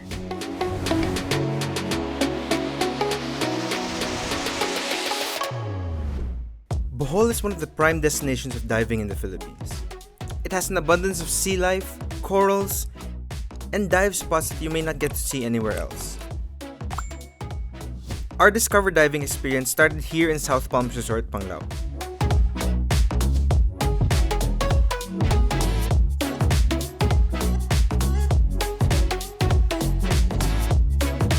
Together with the Department of Tourism Region 7 along with their invited guests, we started with a briefing on things to remember and the most important thing in diving: safety. Here I am listening carefully and taking to heart what the instructors had to say. After the class, we headed straight to the pool while the info is fresh to put into practice what we learned in a controlled environment before we hit the open water. At first, my underwater controls were, let's just say, not very smooth. And I needed a little help, but I got there eventually. Once we were deemed ready, we headed out to the sea. Ah, the sea. So mysterious, so beautiful, so wet. Plus points if you got that reference. Our first dive took us to Project Sirena, which is a submerged plain where aquatic ecosystems can thrive. This was about getting the hang of being in the water, keeping relaxed, and always breathing. Here I am, maybe a little bit too relaxed. We did a little bit of exploring, but the highlight here is the photo opportunity us divers had with the plane. Here are some photos the DOT team took of me and me with my dive instructor Frank. As we headed to our next dive spot, I got to talk to Ice Do of the DOT 7 team about the Dive 7 festivals. Dive 7 is a program of the Department of Tourism, Central Visayas, and it aims to promote dive tourism in the region. Most individuals I've been conversing with, their main concern is really like they're afraid because they don't know how to swim, or maybe there are sharks or whatever. But basically we're doing this Dive 7 because we want to encourage everyone to really go dive and experience, because you don't have to be a good swimmer. You can enjoy diving even if you don't know how to swim. Even kids as young as 8 to 10 years old, they do enjoy, and that has been already proven through our Dive 7 festival activities. And that brings us to our second dive of the day. After a boat entry and admittedly a couple tries getting beneath the waves, this dive site was more about exploring the ocean life. My dive instructor took me out into the middle of the ocean, away from my videographer Jack. But Jack was able to give us a glimpse of the corals and the aquatic life that we encountered here.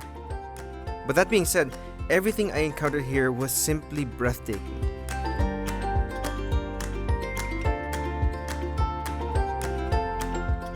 Unfortunately, it was over much quicker than I would have liked, but our journey wasn't over.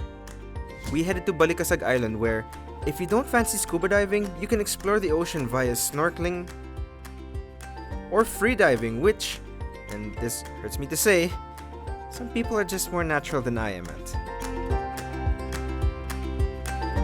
It's difficult to put into words just how beautiful Bohol is beneath the waves, but its reputation has attracted divers from all around the world. My name's Emma. I'm a photographer and videographer, and I scuba dive, free dive, and I also climb mountains. So I just climbed the 5th highest mountain in the world in Nepal and flew straight to the Philippines to scuba dive after. My highlight was probably seeing the crystal clear water. It's like so much more beautiful here than anywhere else I've been.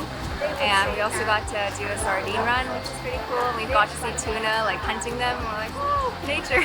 My name is Jack Fowler. I'm from Miami, Florida, and my friend Logan Frost invited me out here about 10 months ago. And he saw the diving that I was doing in Miami, and he said, if you come to the Philippines, you'll be blown away. And this weekend, I was blown away with the diving. I went to Balikasag Island, the 2 best dives of my life. I saw a white tip, I saw frogfish, I saw a school of barracuda, turtles of course, and a million tropical fish. And the coral, I've never seen the pristine coral like that. I was blown away. And You know, the expectations were high, but they were met. Bohol is a province in central Visayas. Tourists from all around the country and all over the world visit primarily for the beautiful white sand beaches. But the fun in Bohol doesn't stop there. Bohol has a lot of activities for intrepid adventurers looking for time in the great outdoors. We were invited by the Department of Tourism Region 7 to experience these adventures for ourselves.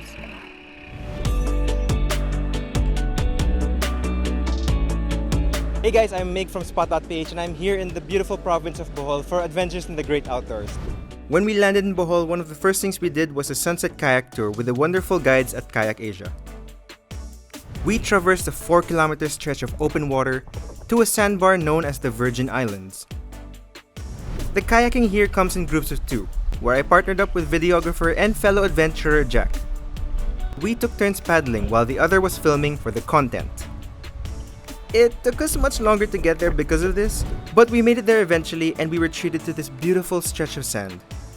Look at Tiny Mig over there taking a photo. Fun fact, this sandbar goes underwater during high tide, so sunset is the best time to kayak. Just make sure you have a guide so you don't kayak back in the dark. If you're not into the open water and want a more solo activity, you can head over to Fox and the Firefly B&B for stand-up paddleboarding along the Lobok River. Stand-up paddleboarding, or SUP, involves you propelling through the water on a paddleboard. Once you get the hang of it, it can be relaxing as much as it is exciting.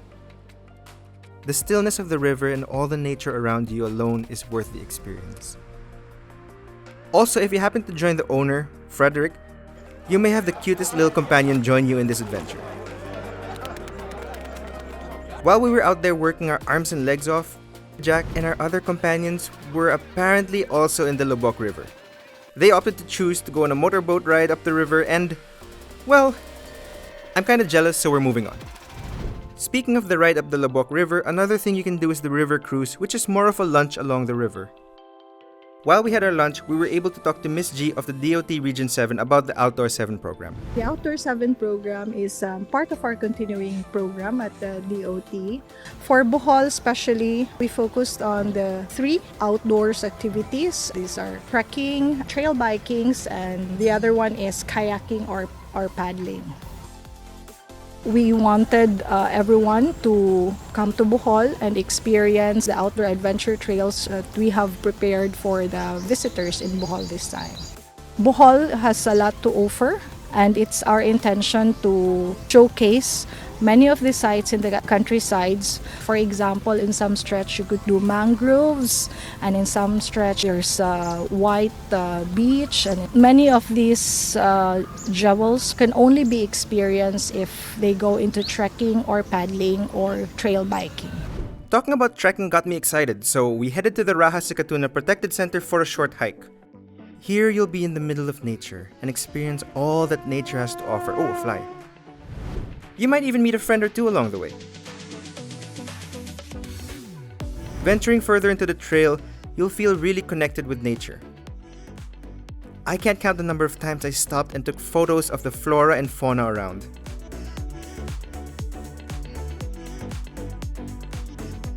The trail itself is relatively straightforward, but as a friend of mine once told me, never underestimate a mountain. It can be tough, challenging, but also very rewarding. Something less middle of the woodsy you can do is mountain biking. But before that, you gotta have that gear up sequence. Nice. Safety. Oh yeah. Now I'm ready to take it on. If you start from the Fox and Firefly B&B, this will take you through the town of Lobok to an outlook overlooking the Lobok River. Okay, there was a very steep hill which I had to walk up. But no shame in that. In the end, the view was worth it.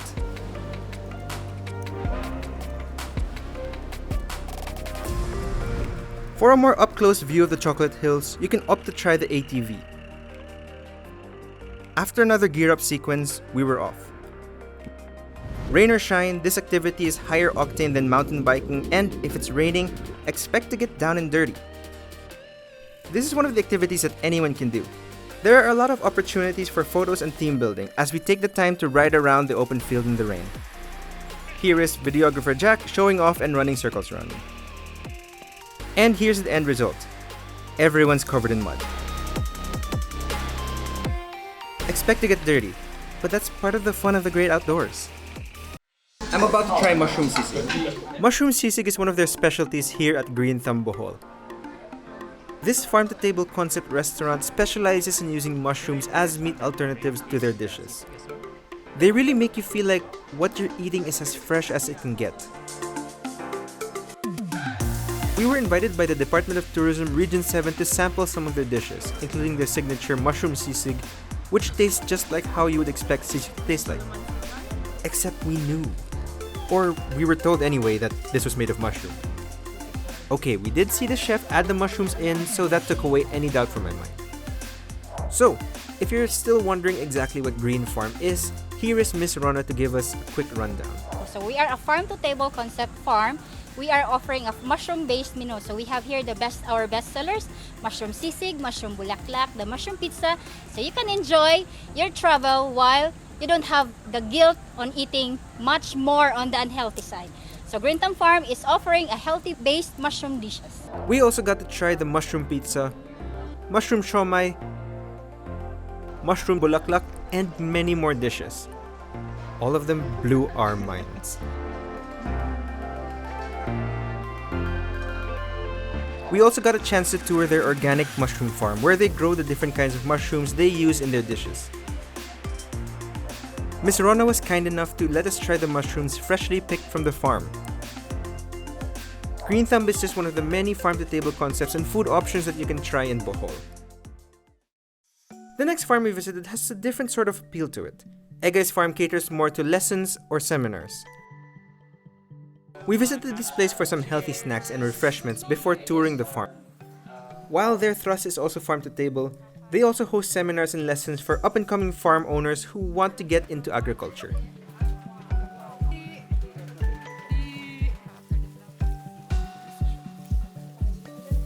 We asked Miss G of the DOT7 team to tell us a little bit about the Farm 7 initiative. Yeah, for Farm 7, it's a continuing program of the Department of Tourism Central Visayas. With this program, we focused on the farms, especially in the countryside, showcase the different features that each farm offers. Some farms would focus on, like, let's say, livestock. Some take pride of the herbs that they have, so they offer different unique features for each farms. Vita Isola, or Island Living as their website explains, is a farm/resort that brings fresh island meals to the table. They have an infinity pool and a picturesque view of the ocean. We had a chance to try some of their freshly made binago, which is grated cassava, and their freshly made bat pinakurat, which is a sea cucumber dish. We washed all of that down with some homemade rice wine, which I'll let Mig do the talking. It's strong. It is strong. They said it wasn't. Yeah, it was strong, but I liked it so much, I went back for more. We finished the visit with amazing dessert. It's clear we loved it. Vita Isola gives us luxury lifestyle, but for those looking for an adventure, you can head over to the Fox and the Firefly Cottages. The Fox and the Firefly Cottages is a B&B in the town of Lubbock. They have a quaint farm which produces a lot of their vegan and vegetarian dishes, including some meat alternatives that were honestly really good. Here, it's more about just eating healthy, it's also about being active. They offer mountain biking and stand-up paddle boarding as well. And if you want to know more about that, check out our video on adventures in Bohol. We ended the night at the famous Bohol Bee Farm. While we didn't get to tour the farm itself as it was late in the night, we did get to enjoy the festivities and, of course, the food.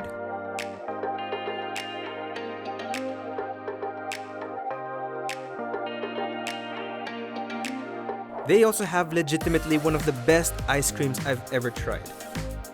It comes in a lot of flavors that are not too common for ice cream, so try to guess in the comments which one is my personal favorite. If you get it right, we may just pin your comment. In the midst of Bohol's blue waters and pristine white sand beaches is a haven that you have to experience.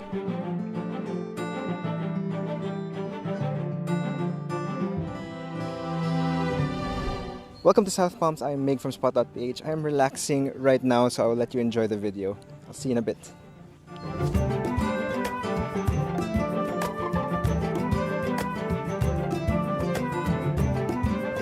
My name is Renan and I'm the marketing head of South Palms Resort, Panglao. South Palms is located in the southern part of Panglao Island. From the name itself, south because it's located in the southern part, and then palms is we do have a lot of coconut palm trees here. South Palms consists of 90 rooms and villas, and we highlight here space.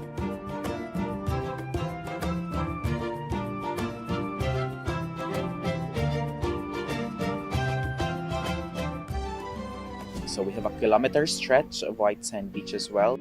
We have 2 pools, the spa cabanas. We also have the gym area, and we have lots of lounging areas and some hammocks scattered in the beachfront for our guests to relax and to have their own space.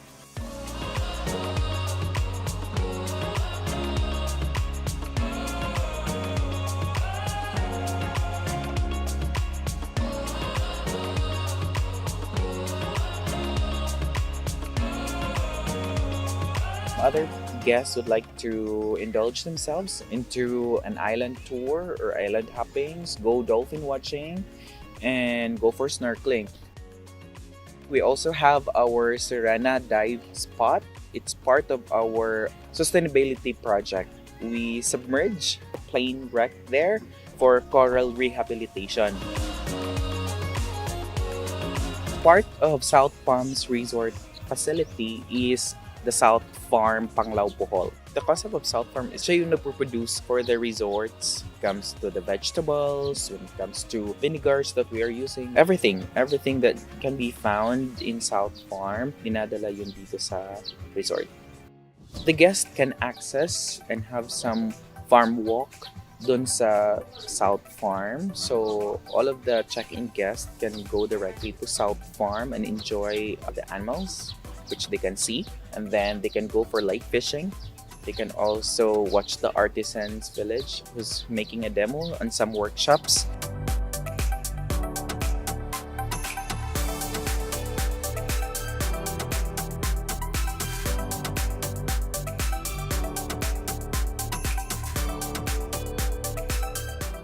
So come and visit us, and if you want to find some peace and some space, we will be glad to welcome you here at South Palms Resort, Panglao. Hey guys, I'm Layana from Spot.ph. We're here in sunny Panglao. There's lots to see, lots to do, especially here in Amorita Resort.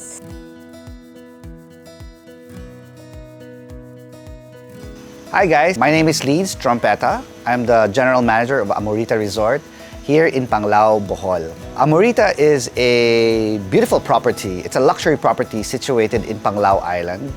We are just 10 minutes away from the airport, and it's very convenient to come here. Our location is, I'd say, one of the best in the island. Being on top of a cliff, you have magnificent views of the ocean, and at the same time, it's a very short walk to Alona Beach, which is one of the more popular beaches here in Bohol. What we offer here in Amorita is absolute luxury of space.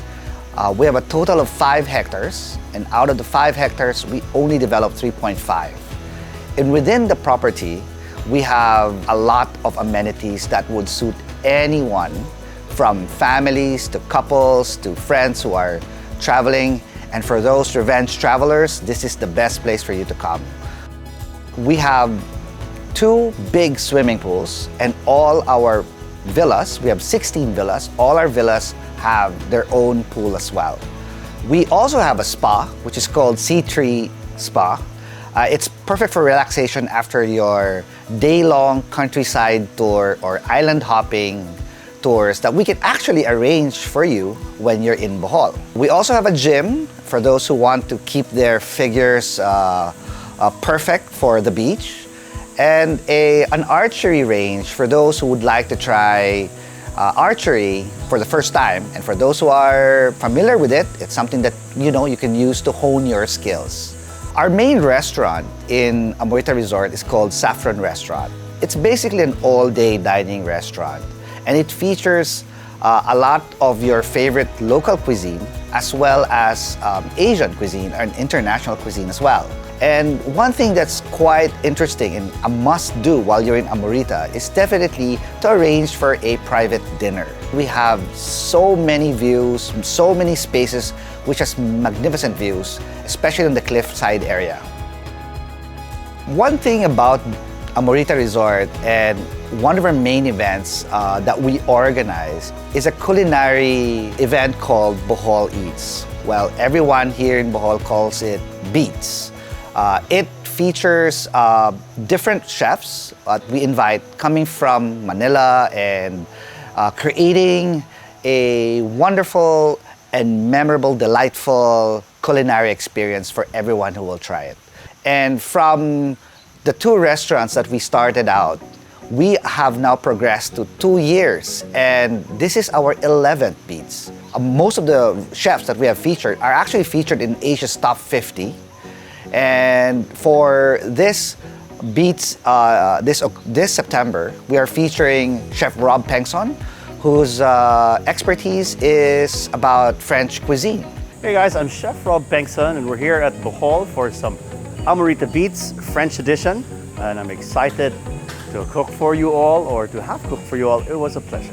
The reason why I really wanted to join Beats was, well, number one, executive chef, the corporate chef rather, of Amorita Group is a buddy of mine since childhood. Hello, Chef Greg.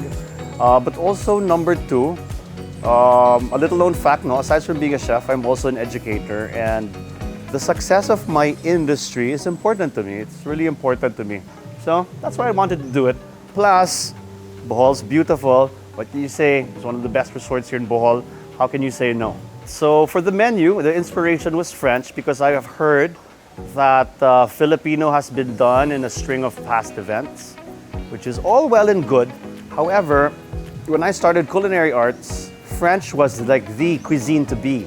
And I notice now it's not very much there, although one of the best restaurants is French these days, but everyone else kind of just stays away from it.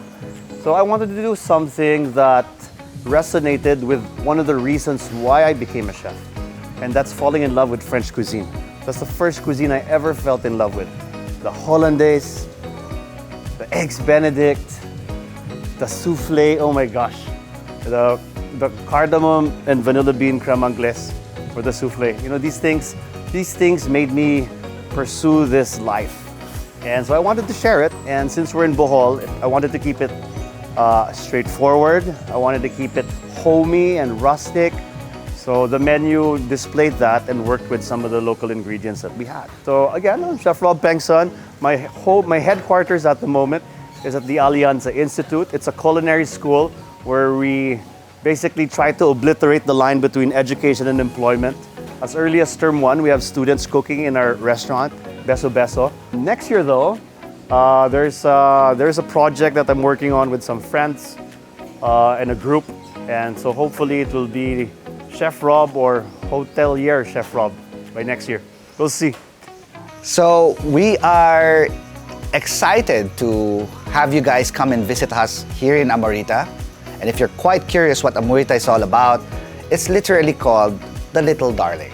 So this is where love sparks or where you find it. So come visit us in Panglao in Bohol, Amorita Resort. Hey guys, it's Anton Reyes from Spot.ph, and today we are at SLEX Mamplasan. We are driving to Misibis Albay in the all-new Nissan Kicks e-Power. It's currently like 2:50 a.m. We have about 600 kilometers and 12 hours to go before we reach our destination. I have my coffee here, so let's go.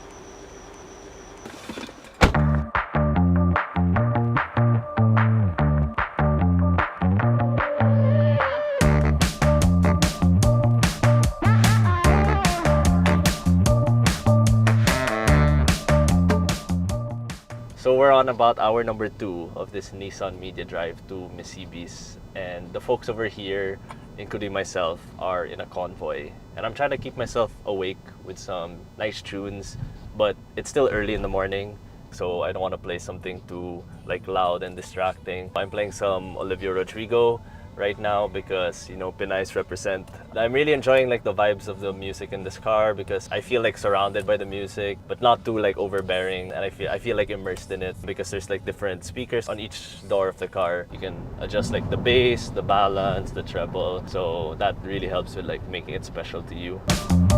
There's the mountain.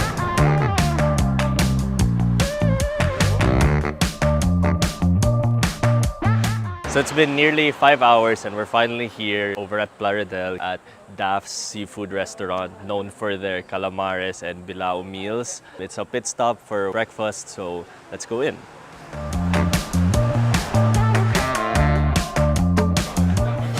So as you can see, our view here is overlooking Lamon Bay. It has nice calm and serene water at this time in the morning, which makes it the perfect morning pit stop. I'm super tired, so me and my partner Jay-Z are going to be switching seats. He's going to be taking over the wheel, and I am going to sleep because, wow, 4 hours. The last time I drove 4 hours was when I went from like Quezon City to Quezon City. Like, wow.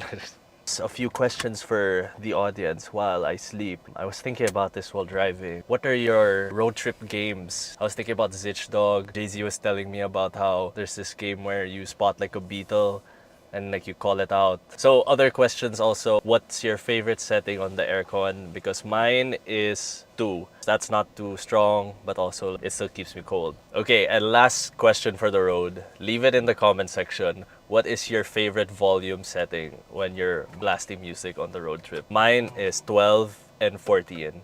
So yes, now I'm going to sleep.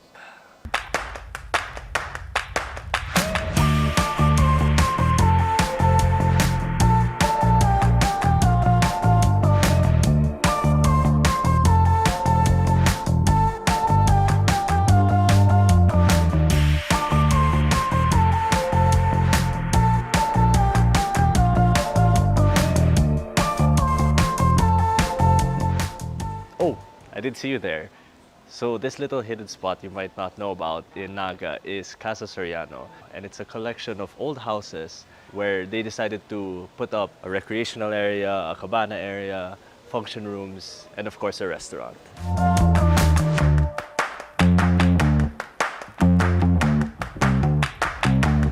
So we're finally on our last leg of the trip to Misibis Bay Resort. About 3 hours left on our journey. I'm feeling pretty energized. I had a good 4-hour nap and I had lunch. The roads are a bit packed now though because it's like 3 p.m. and to make matters worse, it's also raining. I'm on like wiper level 2 and 3 right now, but I'm feeling pretty good in the car. I'm feeling pretty comfortable. I'm not really feeling bothered by it. I feel a good amount of control and resistance while driving, even though it's slippery. The drive's pretty smooth so far. So yes, wish us luck.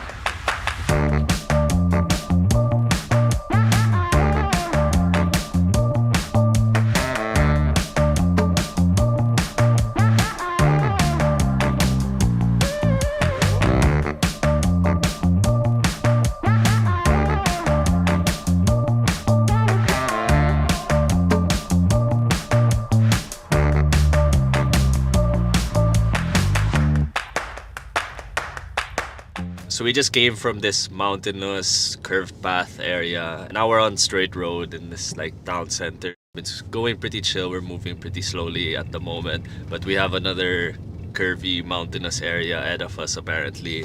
So bracing for that. We have about 50 kilometers left until Misibis Resort, as you can see from the nav on the dashboard. And yeah, I'm just trying to play some good tunes to keep this last hour of the trip energetic and lively. It was a long, long way.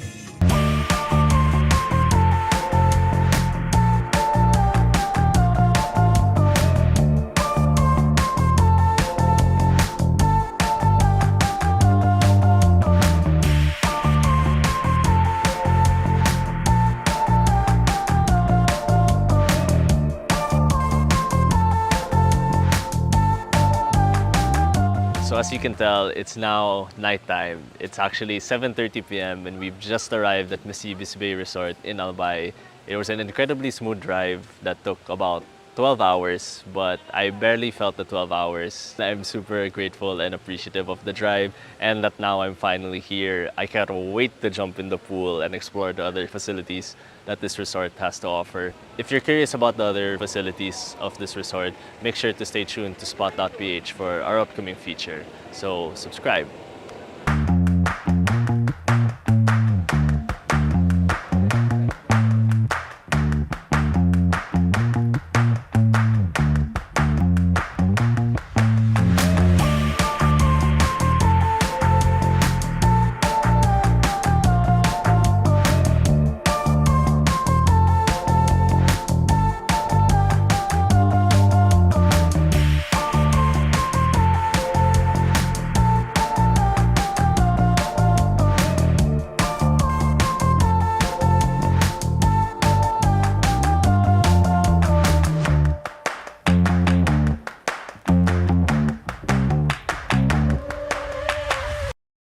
We stayed at this beachside villa practically hidden in the hills of Batangas. Take a look. Viveria Azure is a paradise just outside Metro Manila where nature and luxury mix perfectly. Hey guys, it's Anton Reyes, your new character here on Spotted, and today I will be your eyes and ears over here at Viveria Azure in Batangas. And since I'm still trying to figure out my character, I can also be your legs, lungs, and esophagus. So I got my room key here. Let's go check out the rest of the resort.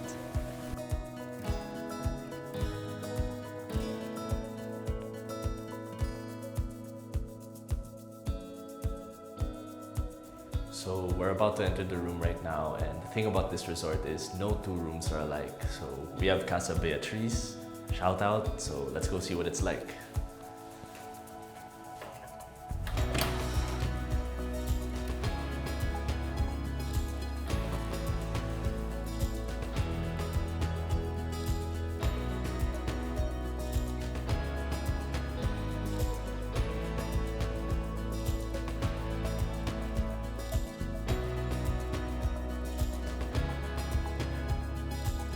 So this resort has a saying, sunsets not screens, because it's more of a place where you can relax and lounge about rather than engage in physical activities. There's a cocktail bar, a couple of meditation huts, of course a beach, 2 dining areas, and an infinity pool. So let's go hop into the facilities.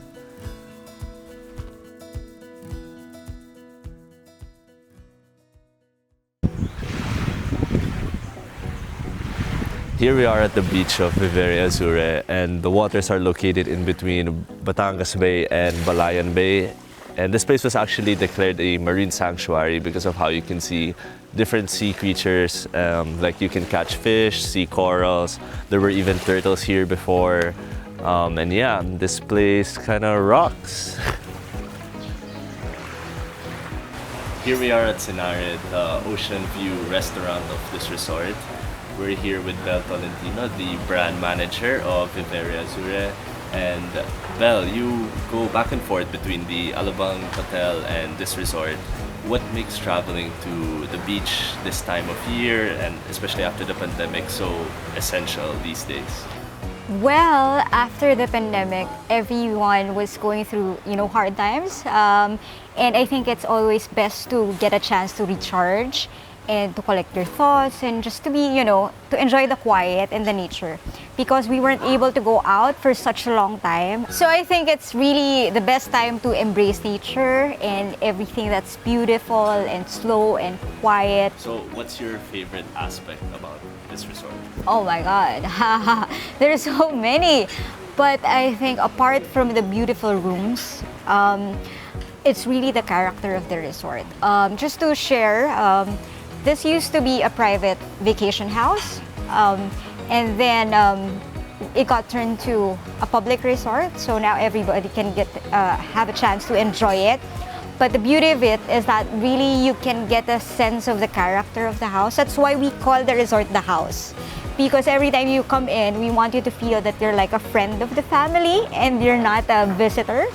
That's why our positioning is really casual luxury. So you don't get intimidated with, the intricate details of the resort, but at the end of the day, we want you to feel relaxed and just let the sun dictate the time of the day. Even the food we provide. So your stay is all-inclusive.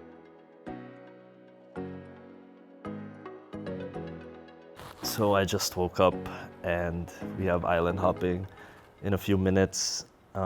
But look at this view. Like, I don't know how you can wake up to a view like this and want to stay in bed. So I'm gonna go get dressed and ready to hit those waves.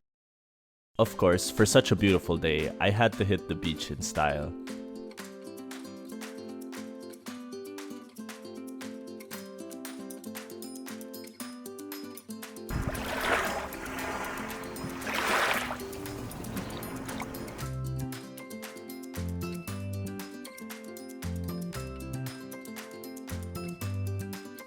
So I'm here on the island about to go snorkeling, but first I need to be masked on.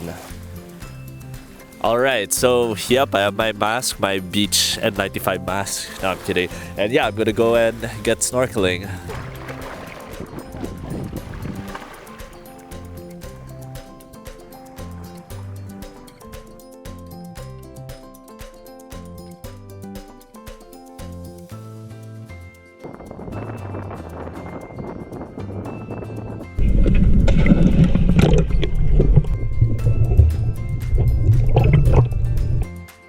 So there you have it. If you're looking for luxury just a few hours from Metro Manila, Viveria Azura is the place for you.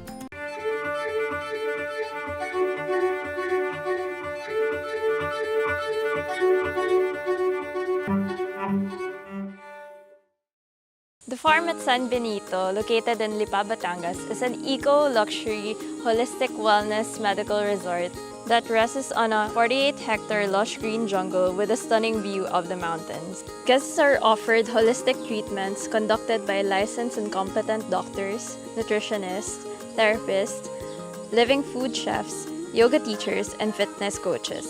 Hi, I'm Janelle from Spot.ph, and we're here at the farm at San Benito. It is considered one of the most luxurious vacation destinations in the Philippines. It has exclusive suites and villas for its guests, with furniture made of indigenous materials and local textile.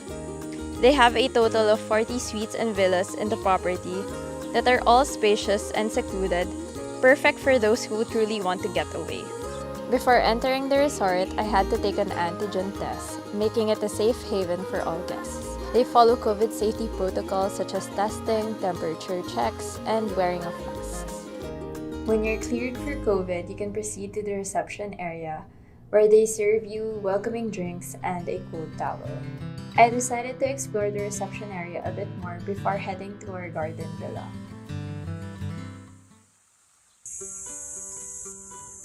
We got the garden villa, which has a big garden, a mini fountain, day beds, a king-size bed, a spacious bathroom. They provide complete toiletries, a water kettle, a weighing scale, a hair dryer, a flashlight, and a safe. A dry room,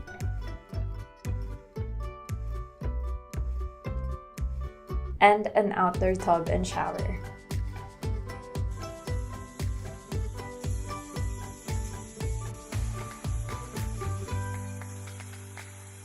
It's actually my first time here, so I spoke to a few experts to know more about this resort. The farm used to be a coconut plantation and a coffee plantation. It was just a jungle. And there were people who were gravitating towards this area for no reason at all. So the original owner investigated why. And so he invited some scientists and clairvoyants who found out that the farm has healing energy wells. And that's how it started. And then in 2007, the owner of CG was a patient here at the farm, realized that this is such a beautiful thing to just be hiding in the Philippines. Why can't we make it bigger and bring it to the world? And so that's how CG Hospitality became involved with the farm. But when you say wellness, it's always connected to health. So this has a medical center. So the farm has doctors and nurses on board 24/7. The farm advocates the approach of salutogenesis. Salute, right? When we cheers, good health. So genesis is the creation of. So what are the factors that will bring optimal health? And so the 5 would include diagnose. That's number 1. We have to make sure that what we're dealing with is something that we know about. The second pillar is creating space or cleanse. You need to allow for that space to happen, for the new to come in. So it could come in the form of detox, psycho-emotional clearing, etc. And then the third one is nourish. We have to have the raw materials in order for the new to be brought in. And when we say nourish, it's not just the physical nutrition, you also have nourishing qualities. It could be in the form of sunrise, sunset, things like that. And then the fourth one would be repair. And when you have a health challenge, you need optimal repair of the cells. And that includes good quality sleep, healing environment that will support the healing process. And then the last one is sustain, because when most of our guests or patients who would come here, they come from different parts of the world. So when we release them after a program, we want to make sure that it's not only for this time that they're healthy, how can they sustain it down the line? After sharing your health concerns and treatment goals, and given the limited time that you're here with us, I would recommend Vital Dome. That's basically far infrared, delivering sunrise, sunset rays into the system to help loosen and soften the muscles, which is good for pain management. I also recommend what we call the flotation pod, which is basically magnesium soak. So magnesium is a muscle relaxant, so this should also help with your concern. And then the last one would be the dolphin microcurrent therapy, scar release. The farm is focusing more on, based on the concept of farm to skin, farm to table. So meaning to say this is totally alive, living enzyme, living nutrients, living medicinal component that we actually extract from the garden, and then we only prepare that 30 minutes before your treatment so you can really absorb the benefits of the treatment. Coming here to farm is a journey to wellness. It's a journey to cleanse, to detoxify, to really restore your health. So meaning to say that we have to select specific treatment targeted to your concerns. A lot of people today is suffering from anxiety, depression, or because of what happened around us. And that's why the farm actually is showcasing a certain program, a certain treatment that totally addressing to your own concerns. So for example, when you're here, we're going to provide you with the water treatment to allow your body to be ready in absorbing the true quality treatment. Now, after your own water treatment, then we're going to go deeper beyond the water treatment, which is through the hilot massage, which is addressing any blockages in the system. We can apply treatment like wheatgrass infusion, the chlorophyll. And at the same time, you can have also the chlorophyll body wrap. We have also weight loss program, ageless and beauty program. The moment you went home, you totally feel that you are rejuvenated, you are refreshed, you're actually ready to go back to your work. Here, it's just like more of rewarding and recharging yourself. So it's more of restoring, whatever deficiencies that being happen into our own system. So here at the farm, we are the one who process and manufacturing or extracting our own coconut oil. So meaning to say this is totally living oil, medicinal oil, where the lauric acid is totally high and potent. And this is antiviral, antimicrobial, and anti-aging at the same time. Well, the reason that we are the one who extract all of that, because we wanted to ensure the quality of the component of each products that you're extracting here, and we're the one applying to your skin.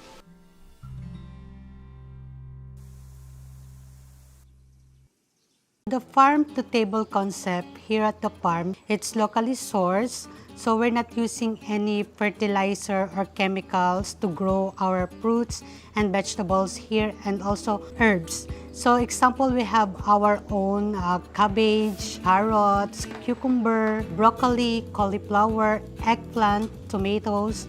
And for the herbs, we have the tarragon, basil, onion leeks, spring onions, and peppermint and spearmint. Here at the farm, we have 3 restaurants. One is Alive, which is the first Asian vegan restaurant in the Philippines, offering the whole food plant-based cuisine. Then the next one, we have Deep Prana, which is an Indian vegetarian Ayurvedic cuisine that we are serving. We are using spices, which is energy that helps to nourish the body. And then the last one, we have the Pest, which is a pescatarian, inspired by Mediterranean Blue Zone diet, using whole grains, fresh vegetables, and the fish, which is the source of protein to balance the meal diet. Okay, these are some of our dishes that we are offering here at the Alive. So like this one is a roasted cauliflower barbecue pizza.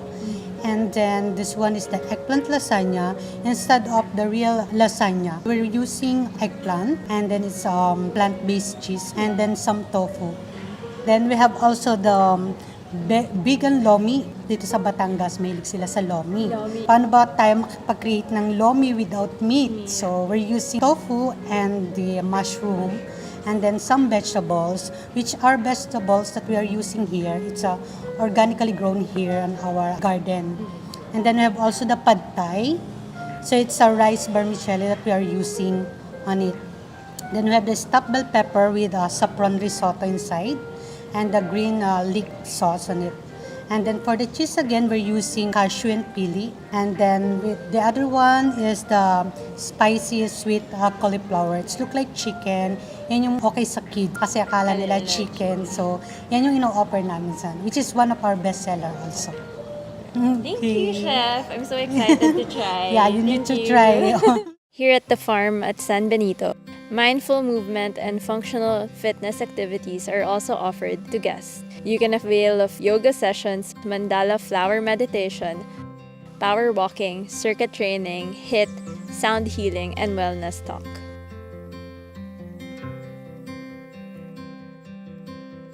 There are also other places to explore, like the Mango Tree Lounge, the Big Lagoon, the Temple of Five Elements, the Labyrinth, and the Secret Garden.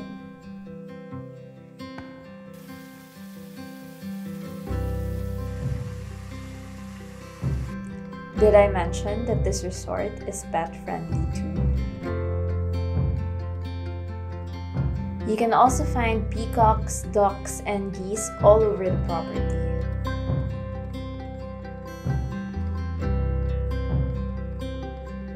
Maybe it's the fresh air or the activities we've done, but I feel like the farm at San Benito is exactly what I needed for my weekend getaway. Before leaving, I checked the boutique store and saw some interesting finds such as pet accessories from the presidential boss, swimwear, resort wear, hats, bags, yoga mats, yoga love products, some healthy snacks, jewelry, Luna's living oils, and the farm products.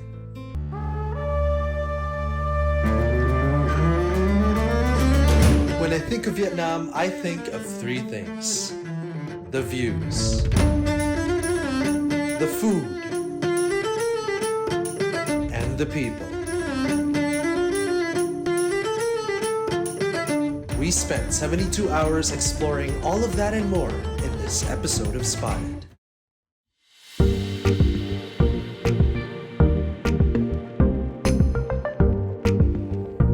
Here now at the Philippine Airlines Mabuhay Lounge, and in a few hours we'll be heading to the oldest capital city in Southeast Asia.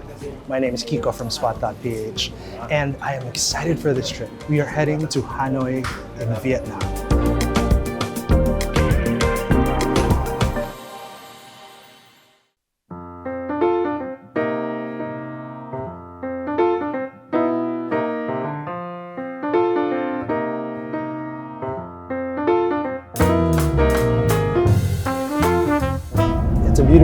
here in Vietnam, and we just got off our hotel in Hanoi, and right now we are on board a bus to the international cruise port. We are headed to the world-famous Ha Long Bay on board the Ambassador cruise ship. Pretty excited about that. We spent a little over 2 hours on the road from Hanoi to the port, but as soon as we got there, Edgar was there to welcome us. My name is Edgar Kayanan, and I am the General Manager of APC, or the Ambassador Cruise in Ha Long Bay. Ambassador Cruise is one of the biggest cruise in Ha Long Bay. We have 46 cabins with 4 types of category of the cabins. Number 1, we have the 18 cabins on the first deck, which is we have 38 square meter per cabins. We call it deluxe cabin. On the second level or second deck, we have the 21 cabins, include the 4 suites. We call it Ambassador Suites, and also we call also the Captain Suites. Beside on that, the cabins, we call it premium cabins. And then on the fourth deck, we have the Presidential Suite, and also we have the premium cabins as well. So total, we have 46 cabins, including the Presidential Suites. We can accommodate about 120 passengers. Ha Long Bay is the World Heritage Site. We have 1,553 square kilometers. Imagine how huge is Ha Long Bay. And beside on that, you'll see all this mountain. We have more than 7,000 islets with different rock formations. This is why the tourists came, is to see the beautiful cruise in Ha Long Bay.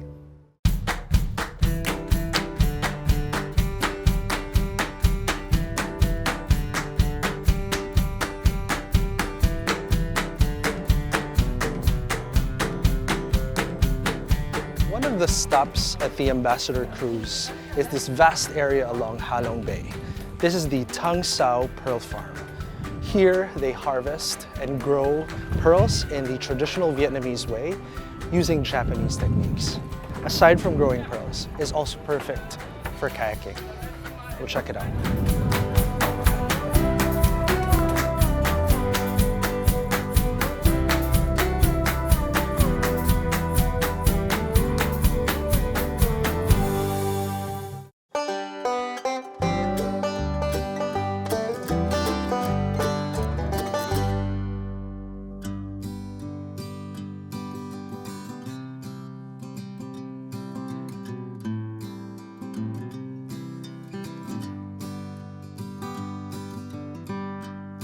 We climbed over 400 steps to reach the top of T-Top Island.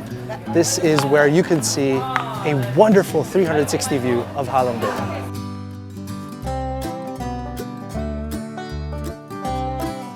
I mean, I can't lie. Seeing Ha Long Bay from the top was quite an experience.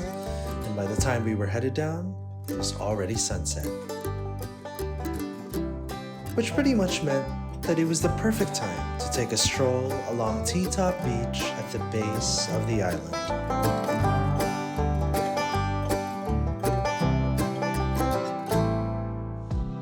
But after a long first day, it was quite a treat to come back to the ship for a hearty meal.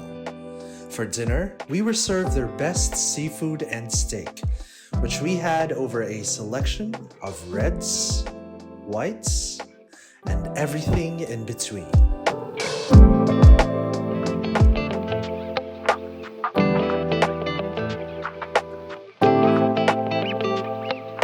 Soon enough, we were ready to call it a day. It's rare to wake up to the sight of huge silhouettes being swallowed by the morning sun. So there was nothing else left to do but to soak up the cool breeze in anticipation of our next destination. And for now, it's the Sangsat Cave.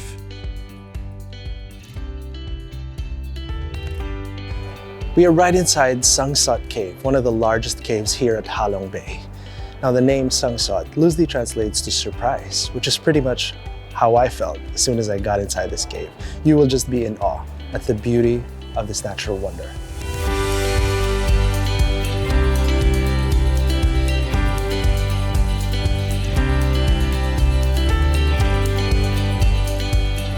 It's amazing because this cave has been discovered by the French as early as way back in 1901, but they were able to preserve the pristine condition of the Sangsat cave.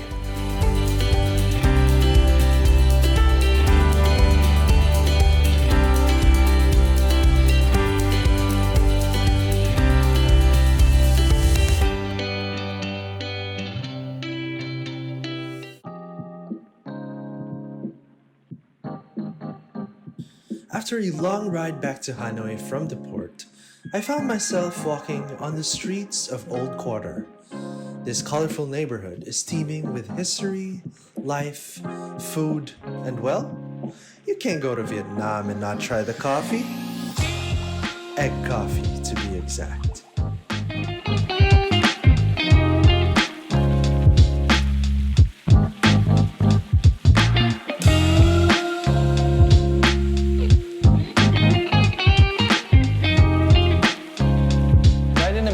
Old Quarter in Hanoi is this hole in the wall, Cafe Gian.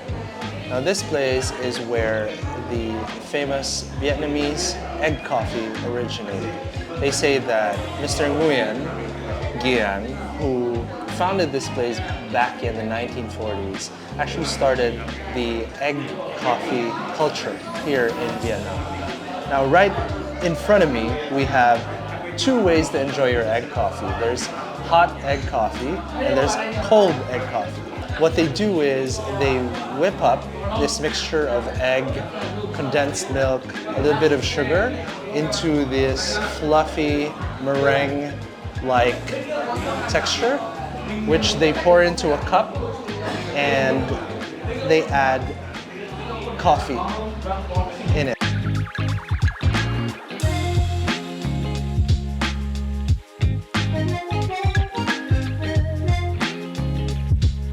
So here, we'll try the hot version.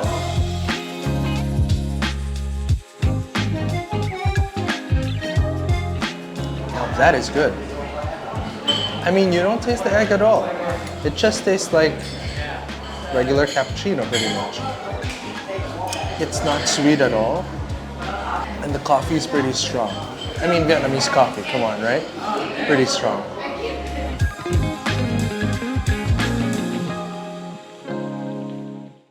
That was the same coffee that got us up and early for our last day on the trip to Vietnam. And what better way to spend our final hours than to visit a temple? We are right inside the Temple of Literature here at Hanoi in Vietnam. This is one of the oldest structures here, built as early as 1017.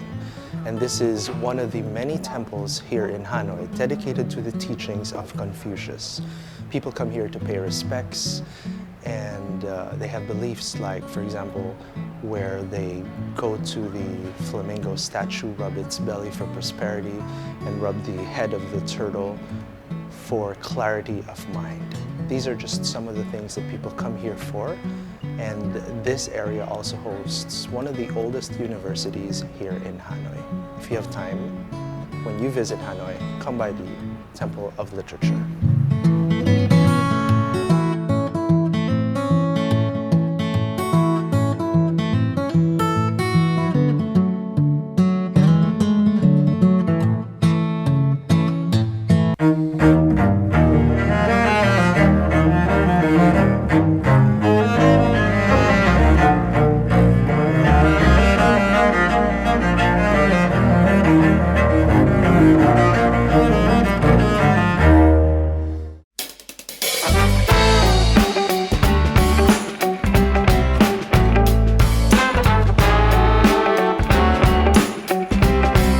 We're here now at our first stop in the Singapore food crawl.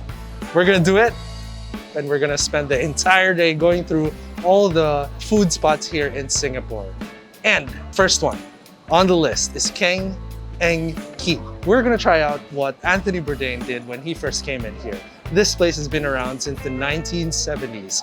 So for over 50 years now, they've been producing Chinese food for the Singaporean palate. Some of their best sellers are the moonlight noodles, the coffee pork ribs, and the much talked about chili and black pepper crabs. Join us, okay?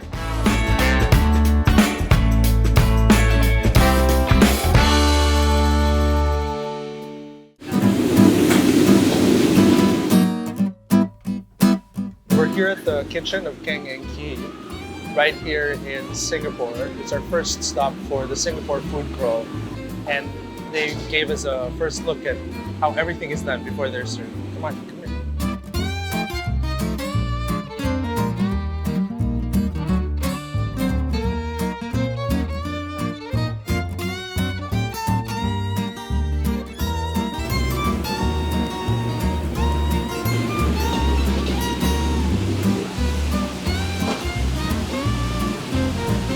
Here we have one of their most famous dishes. We were talking to them earlier and they said here in Singapore there are just two types of crabs.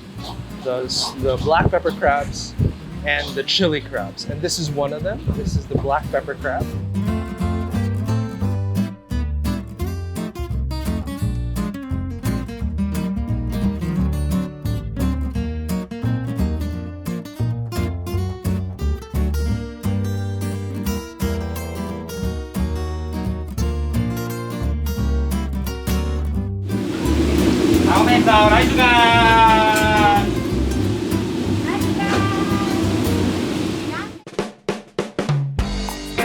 They served me the signature dish here at Keng and Ki seafood restaurant.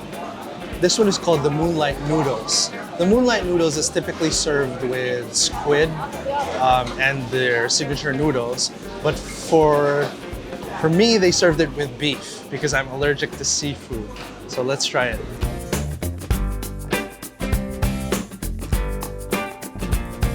It's actually quite savory. It has that very rich flavor. The sauce is pretty thick, so you can really taste it. It's almost like the sauce is covering the noodles. And these are thick noodles also. You can have it in small portions because it's quite heavy. So that's the Moonlight Noodles. The next thing we're going to try is coffee pork ribs. Actually, I was pretty excited to test this, to try this, because you don't always hear coffee and pork ribs in one sentence, right? Normally. So this is pretty interesting. I heard that what they do is they infuse the pork or marinate the pork in coffee for several days, and that's when they deep fry the pork. So let's see if the coffee taste or the coffee flavor will shine through. There's no mistaking that there's coffee in it, definitely. You can taste it almost in the first bite. I don't know if they put sugar in it as well, but it does taste a little bit sweet. The meat is so tender, so that's good too. It does leave a bitter aftertaste in your mouth, but not that bad. This is recommended, for sure.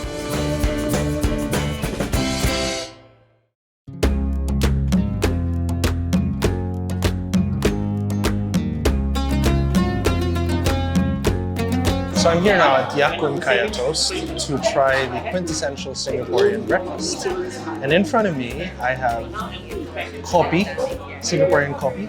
And this is the famous Singaporean Kaya Toast. And egg here.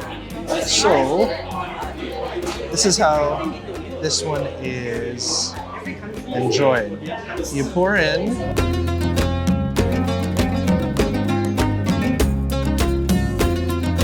put a little bit of pepper, about this much, and then mix it all up. There you go. This is very new to me because I've never tried. I mean, I get toast with egg, but this whole process before you enjoy the toast is something else, right? Tear it up, dip it, and have a bite of that.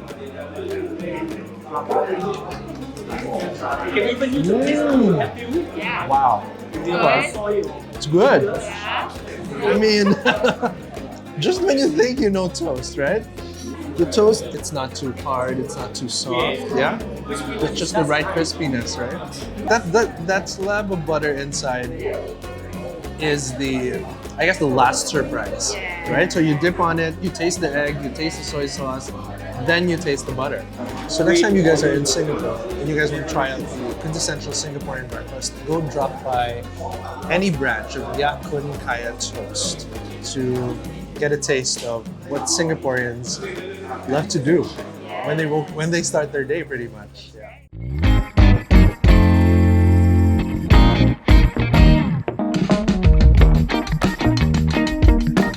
So we just passed through Lau Pas Sat, a festival food market right here in the heart of Singapore. Now I'm walking towards what they call the Satay Street, which is right in the middle of two major thoroughfares in the business district of Singapore. This street is famous, world famous, for its various types of satay. They have prawns, they have beef, they have chicken, perfect for a nightcap.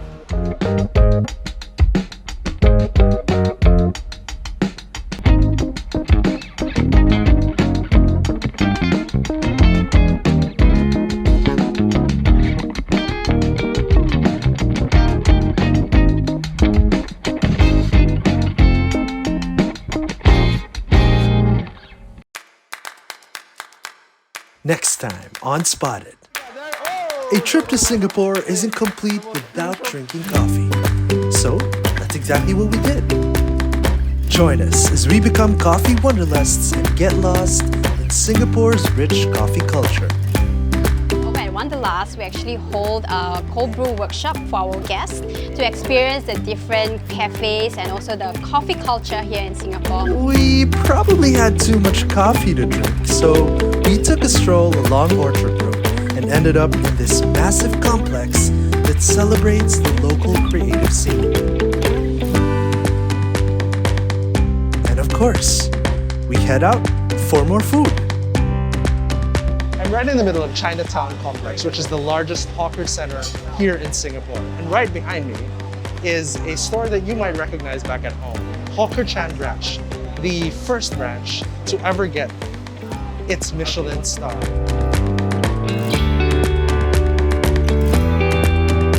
Make it more hot to get more flavor out. This time, we're trying out all the good stuff the city is famous for. From its vibrant hawker centers recognized by the UNESCO to its thriving coffee and tea culture. All that and more in this episode of Spotted.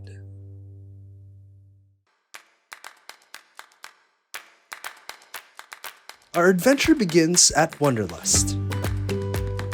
This Art Deco style boutique hotel curates unique experiences for its guests. And today, we're trying out their coffee cold brew workshop. I'm Lindell, I'm the marketing manager here at Wanderlust Hotel. Wanderlust, we actually hold a cold brew workshop for our guests to experience the different cafes and also the coffee culture here in Singapore. And what we cover here in our workshop is we go through the different types of coffees that we Singaporeans enjoy. Coffees like kopi, kopi C, or your normal kopi o kosong, which doesn't have any milk. In this workshop, we were introduced to over 15 ways Singaporeans enjoy their coffee. By the fifth cup, everyone in the room was chatty. Good thing there was a cup of tea at the end that was enough to get us all sorted out. Taste this. Yeah, it's really good. It's thick, but feels light at the same time, if that makes sense. But it's a good bookend after all those variants of coffee. And of course, we made our own cold brew. There you go!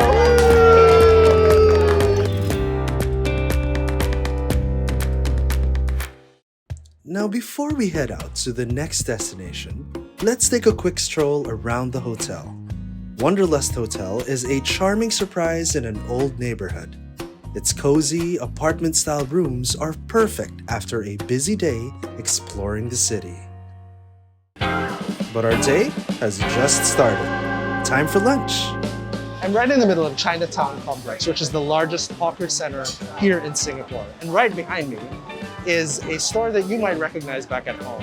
This is the Hawker Chan Branch, the first branch to ever get its Michelin star.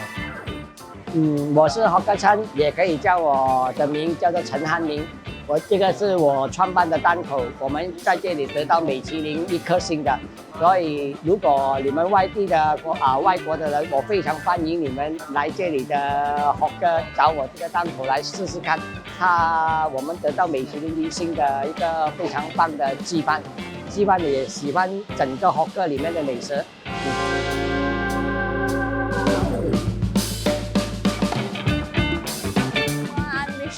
And me and my husband we were running this store since 2001A, and we are selling a very traditional Hakka food. Two main items. One is for veggie lover. You can actually opt for the vegetarian option or just go for the standard one. It's a rice bowl and then come with a soup. It's a set, very unique option. That's the puff rice. It's a processed white rice. It's very crispy, and in traditional way, we actually mix the soup to the rice. But for the first timer, I would suggest you to have it separately and just mix the rice bowl and then you taste the soup. If you find you like it, you can mix to the rice bowl and have it together. Okay, so for chichong fan, right, the ingredients is just rice flour, water, and that's it. So typically for Singapore, right, we have it for breakfast and as a snack itself on its own.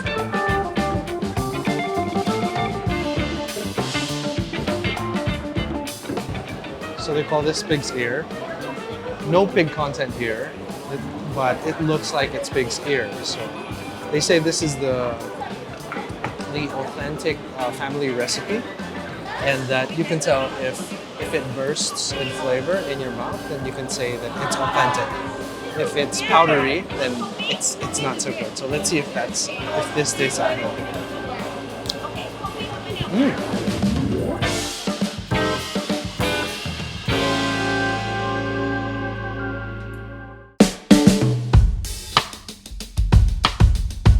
So we're here now at Founder in Singapore, and I'm with Mika. And I hear this is their new branch. The original Founder Bakute opened in 1978, and it was in this place in Singapore called Choa Chu Kang. And then they moved here to Balestier in 1998. So it's like a new original location. Right. Yeah. That's interesting. They have another branch somewhere else. Yeah. Okay. Yeah. And they say that you can never have bakute without youtiao and the pickled vegetable. Pickled vegetables. Yeah, okay. because this is more acidic, so it cuts through the richness and the porcine flavors. Right. Yeah. Okay. And at Founder, my personal favorite is the yuan yang. Wow. Resistance. Yeah. I really love street food, so I'm a fan of isao. Uh-huh. But here in Singapore, unfortunately, chicken isao is not available. Okay. So I go for the next best thing. So I love the existence here at Founder because they cook it so well. They braise it with an herbal soy sauce, and it doesn't have that the malunsa flavor. Yeah. It's not super grainy when you eat it. So I think it's very well cooked.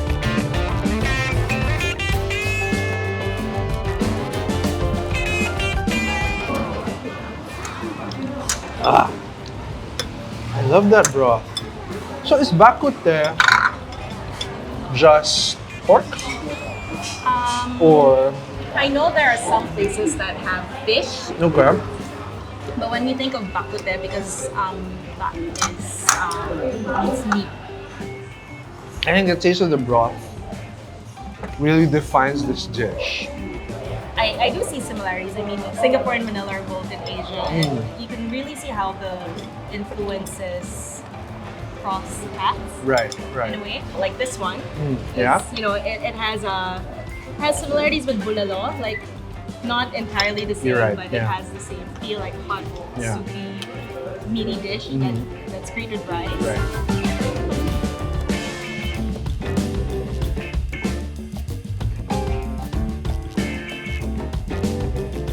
All right. Thanks, Mika, for bringing us here. Thank you. And found our bakute. We did. I did it. Hey guys, I'm making this quick one. We're here at the launch of the Heineken Silver before we kick off our Poblacion Pub Crawl tonight. It's gonna be a long night, so you guys watch out, stay tuned. We just had our first drink of the night, the Heineken Silver. Pretty good, yeah? It's pretty good, it's pretty smooth. Alright. This is just drink number one. Oh my god. It's gonna be a long night. It's gonna be a long night. Alright. So one of the things to remember when you're doing a Poblacion crawl, especially if you're gonna drink, is to have a designated driver. It's really important. In our case, it's Jay-Z. It's Jay-Z, right? the cameraman. Jay-Z? That's you, man. That's you.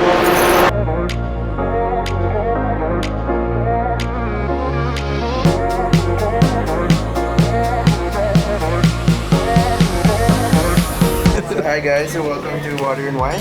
So we're an Israeli restaurant. Our menu is divided in different options. So small plates is kind of like the appetizers. The next part is just the mains. So it's like a play on different Israeli elements, Mediterranean and Middle Eastern food. The cool thing about our menu is we focus on our wines. Alright, so here we are in our first stop of the night, which is coincidentally also the newest bar, Water and Wine. In fact, they haven't opened yet, right? Yes, they're soon to officially open. Yes. Okay. So what we have here is first of all, the do-your-own shawarma, which I've been eyeing.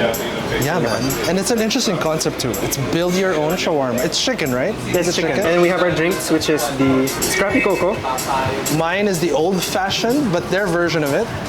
They call it the Y2J. And this one of the specialty drinks. It's their sangria. Sangria. And we have another drink that's coming up. Whiskey sour. Whiskey sour. Okay, nice. So we're gonna drink all of this.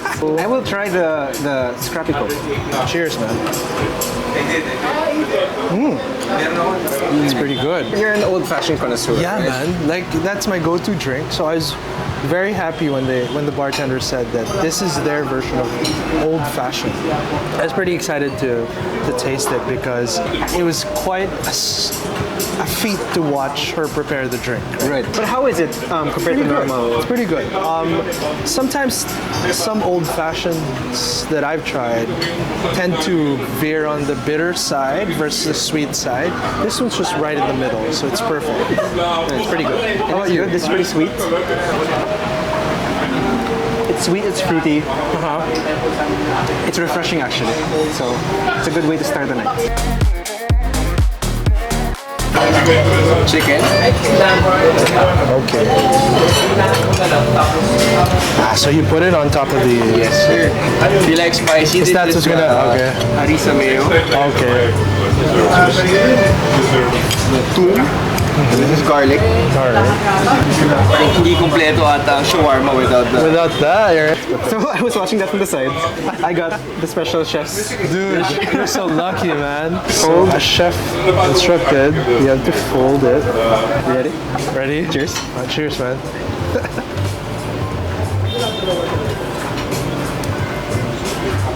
Oh, wow.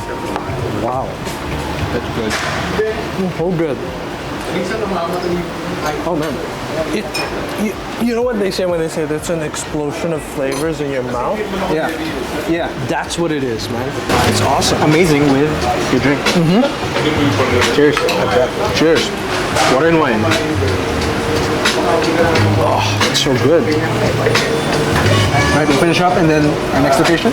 But there's still a lot of food, so yeah. Let's see you guys there. We'll just finish this. We're done with water and wine. Water and wine. Down the road is Run Rabbit Run, which we're doing. Yeah. Something that to remember when you're doing a Poblacion crawl. Don't walk in the middle of the road. Yeah. That's one. Dude, wear comfortable shoes, man. You're gonna be walking. Yeah, man.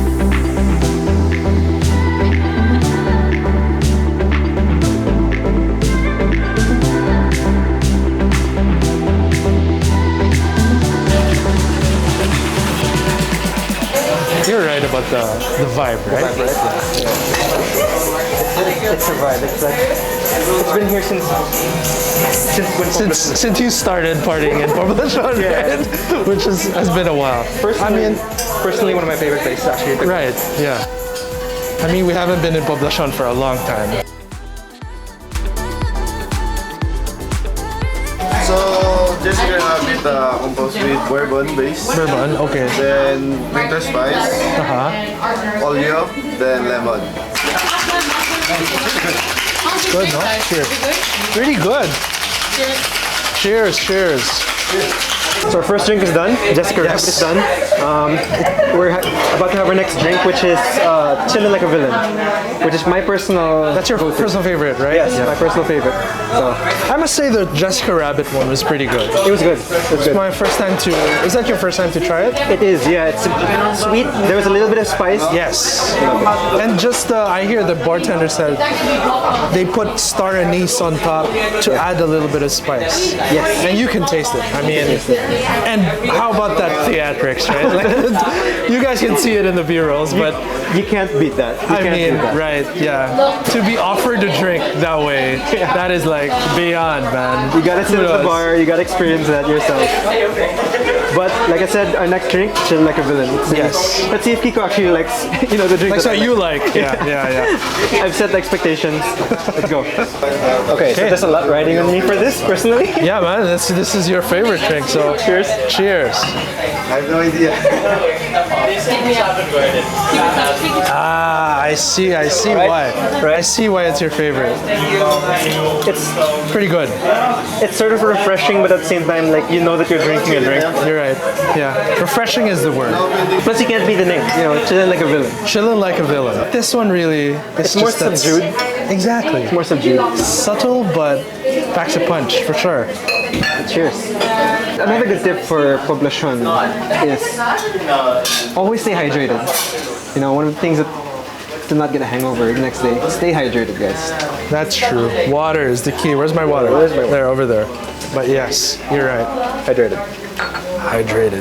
I remember when we went to Pampanga, the tip was, because it was a food crawl, so the tip was to order just half rice to get through the entire crawl. For tonight, the tip is water. Stay hydrated. That's good. Our final drink is called Floppy Ears, which is their take on, I believe it's gin-based. Yes, gin-based and with touches of basil. Yeah. So this is supposed to be the refreshing drink, right? Yeah. So what they did, actually, it's a pretty cool idea. Is, they start with a strong drink and with a most refreshing drink, so that you don't have to go home super wasted. Super smashed, right? Yeah. Yes, sir. Here we go. Cheers. Floppy Ears. Oh, that's good. Yes. Refreshing is the right word. Exactly. Yeah. And it is light. Yeah. I mean, having gone through the journey. I mean, just the theatrics of Jessica Rabbit. Yeah. Followed by Chillin' Like a Villain, which was right there in the middle. This one's really for like a chill night out, Yeah. A good bookend. Yeah. So I guess that's our last drink for Run Rabbit Run. Yeah. What do you think of the pour? I like it. I see now why people come to Run Rabbit Run. Right? I see now why it's almost like it's a classic. Yeah. In a poblacion bar crawl. Yeah, it's one of those. It's not like too high energy. It's one of those chill places that you can go. You're right. You can actually talk to your friends in this bar. Exactly. Yeah. And the guys here are pretty cool. Yeah, the bartenders. Yeah. Pretty cool. They show us how to make the drinks, explain, and tell us the story behind each drink, pretty much. Yeah. So, cheers to Run Rabbit. Thank you. Good. Thank you. Thank you. You too. Bye-bye. Ooh. That was good, man. Run Rabbit Run, right? Run Rabbit Run. What a run. So next one, we're gonna walk about 6 minutes to Dear Adam or Sweet Lucy, which is a restaurant in the day, bar by night. So nice. That way. We'll see you there, okay? So here we are at our next stop, Otto. Yeah? Oh man, it's a good thing I wore comfortable shoes, like I said. Yeah, man. We did a lot of walking. We parked in one spot and walked the way through. Yeah. So, okay. Let's see what's inside. Let's go.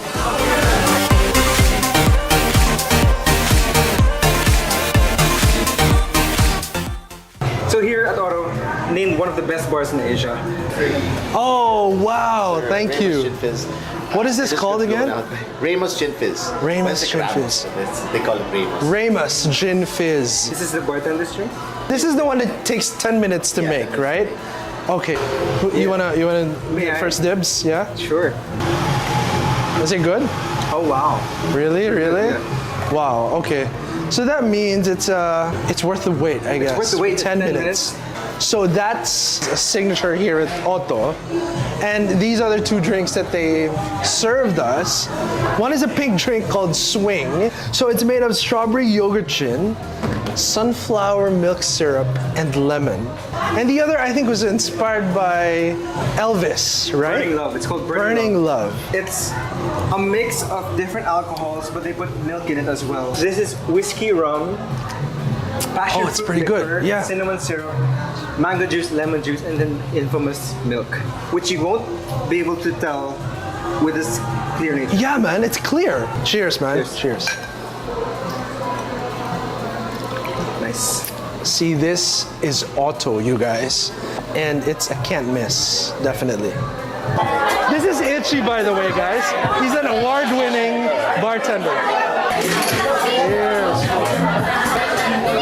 One more thing to remember in Poblacion. Keep your mind open. You never know what kind of cocktail that you might get. They're different. Exactly. Like, who would have thought milk could be in cocktail?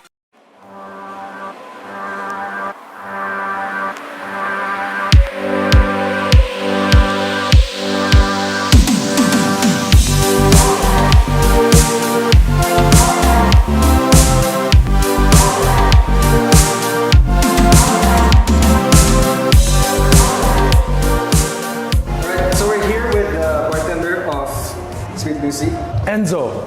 Hi guys, I'm Enzo. We've actually are more than halfway through these cocktails. Yeah, man. Sorry about that. You know, we promise you, it's a pretty drink. We have it on B-rolls when he served it the first time, but we're halfway through it. You're right. Yeah. This is called a strawberry shortcake. So on the menu, so it's actually clarified strawberry cereal milk rum, and I got this inspiration from a pandemic craving, which is strawberry shortcake. It's a very, very smooth drink, a bit on the vanilla, and it takes a lot of the strawberry finish and this balanced sweetness and just a bit of a citrusy note. It's just like you're eating a cake, but in a beverage and a cocktail form. Something I like about it is that I thought when you said that you're serving strawberry shortcake, it was going to be sort of, you know, very sweet, very fruity. Yeah, and heavy, right? And heavy. Yeah. But then, like, when I took my first sip, I was like, okay, it's very different from what I thought it would be. Yeah. But it still does remind you of strawberry shortcake, right? So that's one of the goals for it is kind of present a cocktail that is contrasting in name, whereas into the actual flavor you take. I hope you get to try the other cocktails for Sweet Lucy.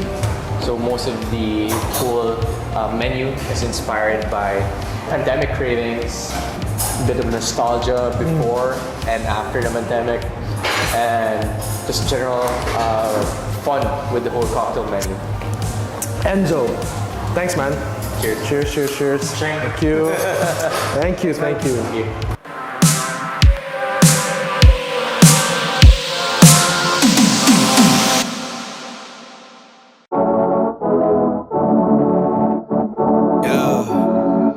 It's heavy.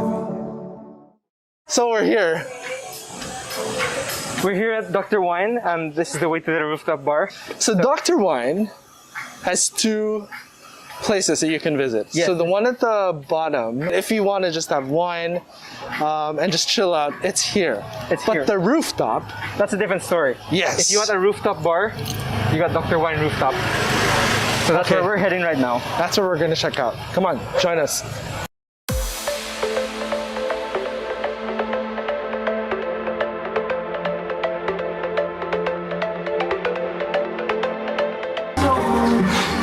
How are you, man? Kaya ba?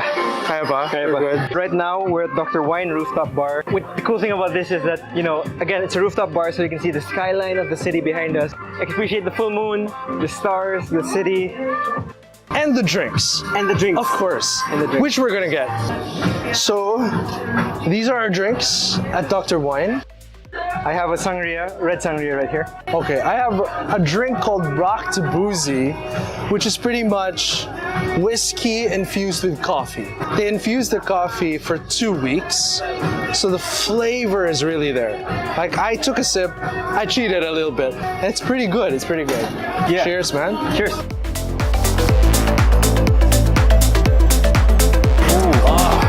That's flavorful That's sangria. good. It's very fruity. It's very It's sangria, but like take it to the next level. More fruits, more flavor. Right. I can see there's a lot of fruits in there. Yeah.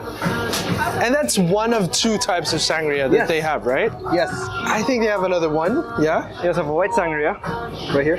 Cheers. Cheers. Also.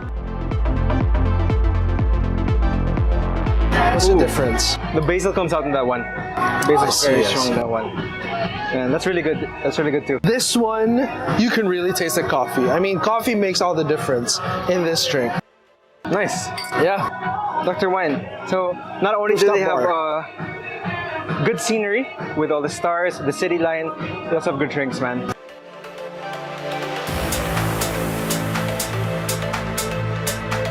Whew, what a night. Yeah. We're back here at Dr. Wine. Downstairs? Yeah, downstairs. Okay. So, of all the bars tonight, Kiko, what's your... Gotta be Auto. Auto? Really? Yeah, Asia's best, one of Asia's best bars. And it's not that for no reason. Drinks are great. I mean, the crowd is great. And it's just an overall great experience in Auto for me. Yeah. I have to go to a classic, Run Rabbit Run. I mean, I guess that's more personal because that was where my cousins and I would hang out before the pandemic. Nice, yeah. So it's very nice to see them still there. Right. Just doing this tonight, it's a completely different experience from like 2 years ago, man. Like just this tonight, we went to, I think 2, 3 places that had just opened up or are just opening up pretty soon, and a couple of ones that are classic ones for pub crawl. It's a new experience. Yeah. And remember, the #1 rule, hydrate. Hydrate, man, hydrate.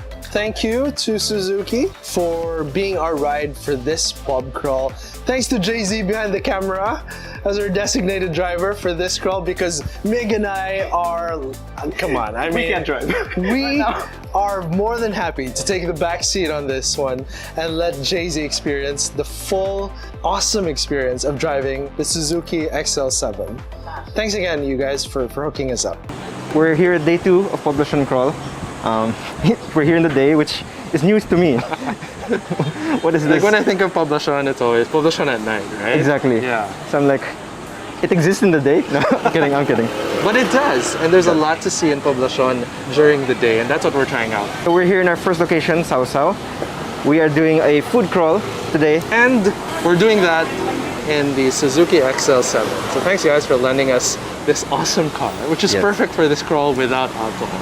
Right? Yes, exactly. And we do not need a designated driver today because, again, no alcohol.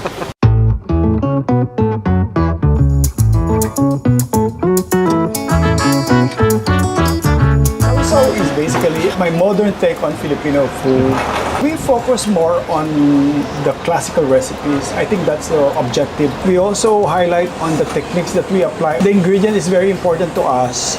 So if you notice in the restaurant, you would see it's open kitchen, because I like the guests to see how their food is done and how the chef interpreted their food, for example.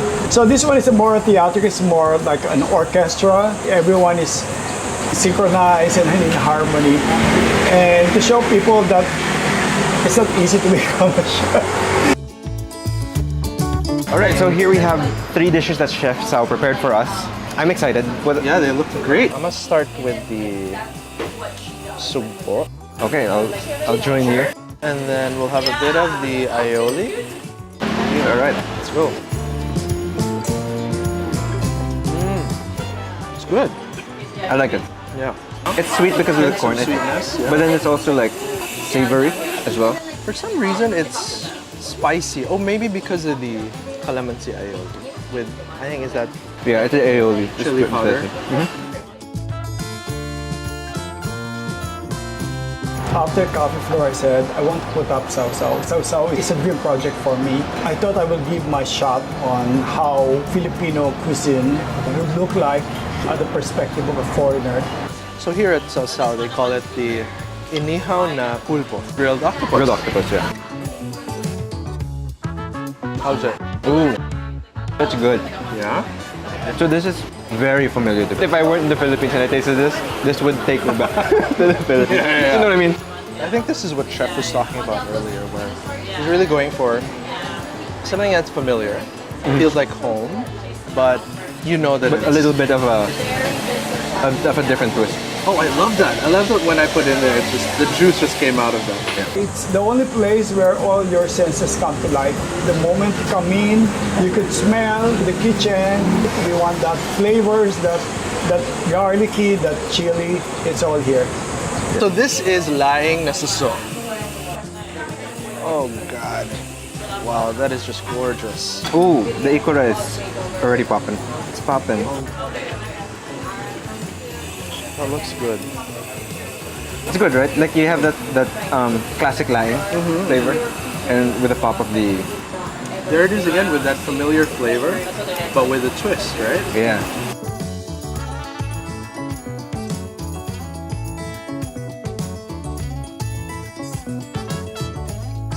Those are just appetizers. Now the mains are here on the table. So what we have is a Bicol Express with sugpo. And then this is their number 2 best-selling dish. It's lobster. It's lobster tail with crab fat. And their number one best-selling dish, the sous vide pata. So, and of course, we can't miss the sauce. The sauce. We're gonna quickly cut the video just so that to let Jay-Z get in this as well. Enjoy some of these wonderful dishes from Sao.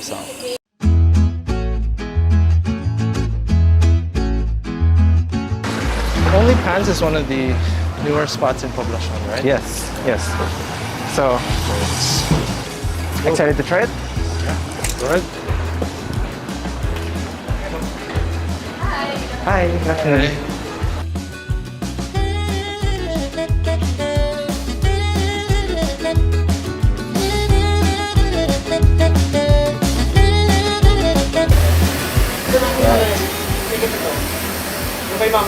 Look at this taco. Oh my god. This looks really good.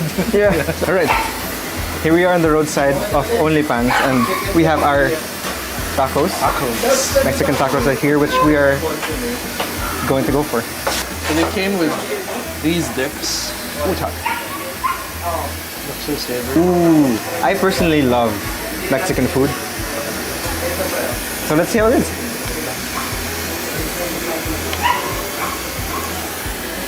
Look at that. Cool thing about OnlyPans, apparently it started off as a online big sushi shop, I guess. Okay. During the pandemic. Okay. And then the owner switched to creating Mexican food. I hear they're also opening up in LU. The branch used to be there, and then they shut it down to focus on the spot here in Manila. But pretty soon they'll be reopening again. Yeah. Subscribe to their OnlyPans. They're on Facebook, Twitter, and Instagram, I believe. I believe, yeah. It's easy to spot too, right? Just look for this sign. Pretty easy to spot. All white with the bright neon lights. Perfect for Poblacion. Let's say you're doing a bar crawl, for example, which we're not doing right now, but we're doing a bar crawl, and you want quick tacos, quick Mexican food, perfect for a night out. There you go, right in the middle of Poblacion. Sorry. And hear what you said, the cheese went to my brain. The only thing I could think about was the cheese. Here they don't serve soda, they serve Mexican soda. Cheers.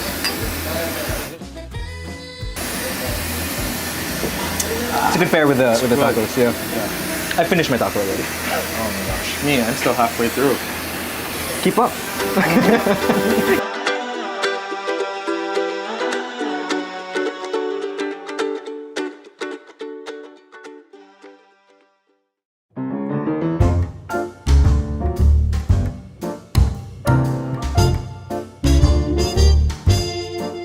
So Hapanesa is a Japanese Peruvian restaurant. So with this, we just try to elevate it, make it more fun, more exciting, where it's like a safe space. Just have a couple drinks, themed drinks after all. Sometimes we have DJs here at night. Hapanesa is just a fun place, to be at. Nikkei Fusion is the leading gastronomy in all the world. This is the base create this in Philippines. I need to correct the dishes for Filipino palate. Alright, so these are the dishes that Chef has prepared for us. What do you want to try first? I want to try the mushroom. Good. The third dish is shimeji mushrooms with pumpkin mash, chimichurri, the cheese olive. It's just an overall pleasant experience, I guess. You know? The second japonesa is a new dish, this deep fried rice with toppings, the tuna with dynamite sauce. With the Japonesa roll. It's like sushi, but with a crunchy exterior. Right. Because of the deep fried rice. Because of the deep fried rice, Yeah, I think that's what makes it crunchy. I can see the Japanese. I can see the Peruvian. Yeah. I never really put it together until now, and I right, think it's such a good marriage of both. We'll try the lengua. Lengua. The lengua katsu. This is a ox tongue converted in katsu. Oh, the meat is so tender. Ooh, right? Cuts right into it. Oh, that's so good. Hang on, that's really good. Yeah, man. But you know what? For me, the breading shines through.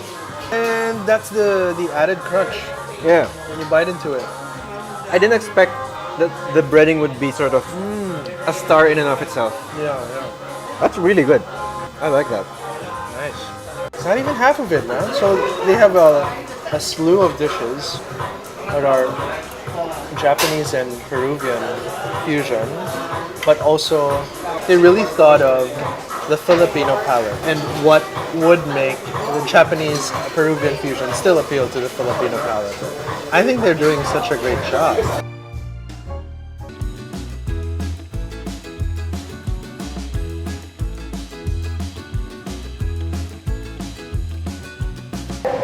Over here. Okay. There, yeah. Great. Perfect. Fukia. Finally. Hong Kong roasts. Hong Kong roasts.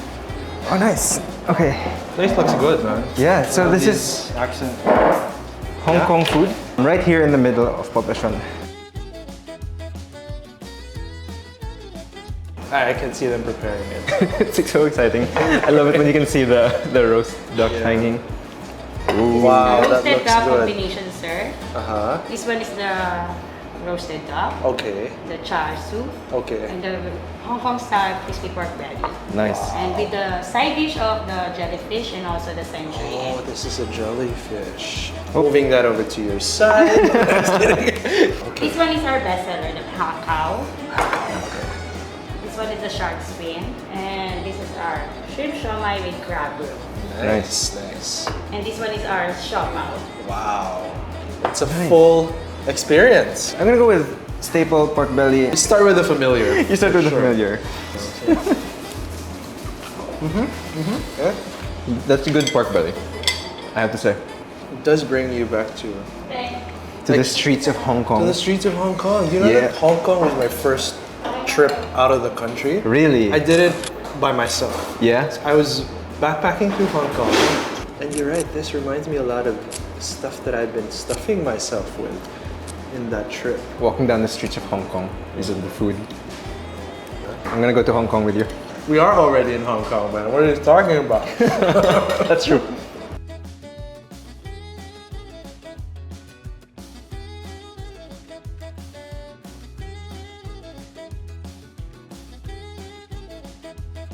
Dude, we totally ate it the wrong way.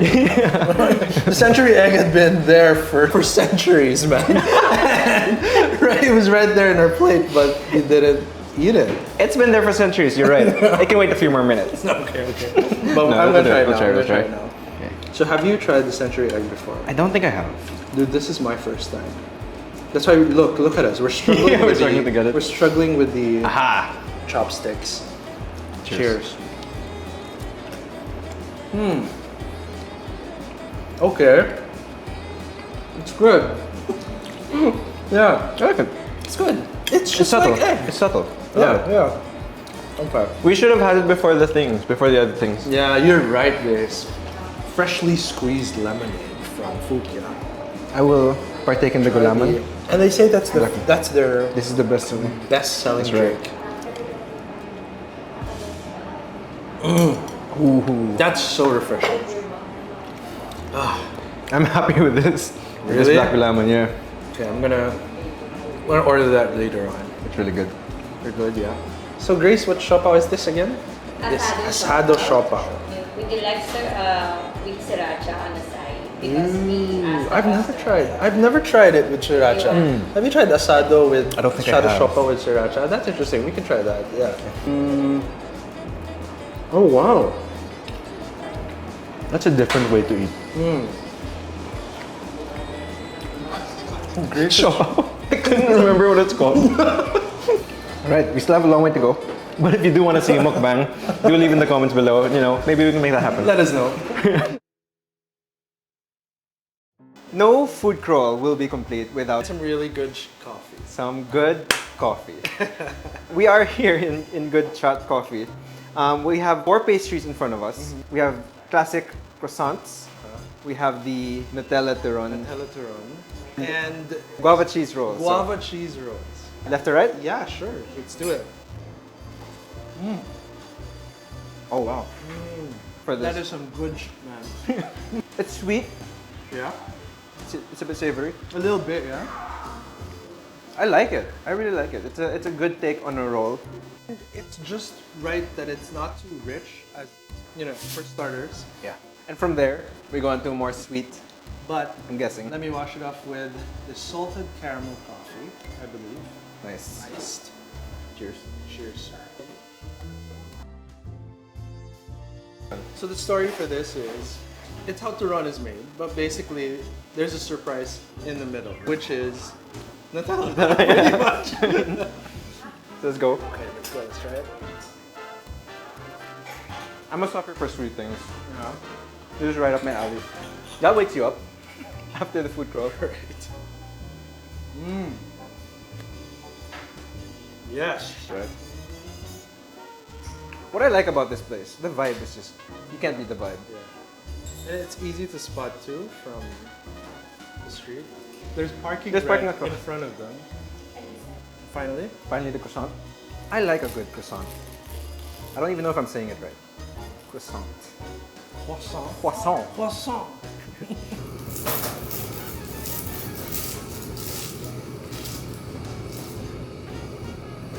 Ooh, that's a good croissant. So that was sourdough croissant. That's next level. It's a classic. You can't go wrong with the classic. Yeah. But well made classic. What is on top? Almond. So it's almond on top. It's good. That's why it's a really good croissant. And the coffee's pretty good too. Like I tried mocha earlier. This one is salted caramel. Coffee makes me sleepy. Really? Yeah. That's Fun fact. interesting. Yeah. Anyway, verdict. Everything here Is really good. good. Not just the coffee. Yeah. For sure. Everything's good. Yeah. This is definitely a must visit if you're gonna go to Poblacion. We're headed to another stop. We'll see you guys there. For some more good. Luna's Everyday Dining is a Filipino restaurant in Poblacion. And when we were conceptualizing this, we were thinking of the neighborhood. We wanted to present a Filipino restaurant that was more modern in its approach. People always dread Mondays. Like, do you dread Mondays? I dread Mondays. Come on. I mean, it's that sinking feeling of all of the bad things in life. But here at Luna's, the minute you enter, the vibe is really It's a good vibe. like that. Yeah. It's a good vibe. All right. So we've come full circle. Yes. Back to our roots, back to Filipino food. We've gone all around the world. The menu conceptualization of Luna's is like the dishes I had growing up. We have kare-kare, we have the binigoongan. I wanna make the guests feel like parang, oh shit, this is so good. It's not vinegar. I think it's chili sauce. Chili oil. It's Paris. That's good. It's a Paris lumpia. I love it. I've never thought of Paris as an appetizer. Yeah, exactly. And in lumpia form. That's very inventive. I love it. And it works. Our pork binagongan is cooked porchetta style. You still get that liempo, pork belly, what you get usually the binagongan. What makes it different is the porchetta style. We marinate it, we roll it with lemongrass, ginger, and garlic. After we roll it, we bake it and then we deep fry it a minute, and then we bed it with grilled eggplant. So you get that smoky flavor from the grilled eggplant, and you eat it with the porchetta. You get that fresh flavor from the lemongrass, and you get that saltiness from the bagoong. Just in time for my bite of the binagoongan. Hindi siya nakakaumay. Hindi siya nakakaumay, guys. Maybe it's because I remember Chef saying the meat was cooked, infused with lemongrass. Right. So maybe that does the trick. It's fresh. Yeah. The magic of this dish. We also wanted to apply our learnings from like traveling. We have, let's say, like a nose to tail kare-kare, which we grew up with and we love. Flavors are the same, flavors are traditional flavors, but the way we're presenting it is different. We deep fry the vegetables first in batter, and then we pour the sauce on top of it. I heard from Chef that the kare-kare is best consumed hot. So we can try that. So this kare-kare, the cool thing about it is that they call it nose to tail kare-kare. These are all the parts of the ox. So they have tripe, they have meat, they have vegetables as well. It's good, yeah.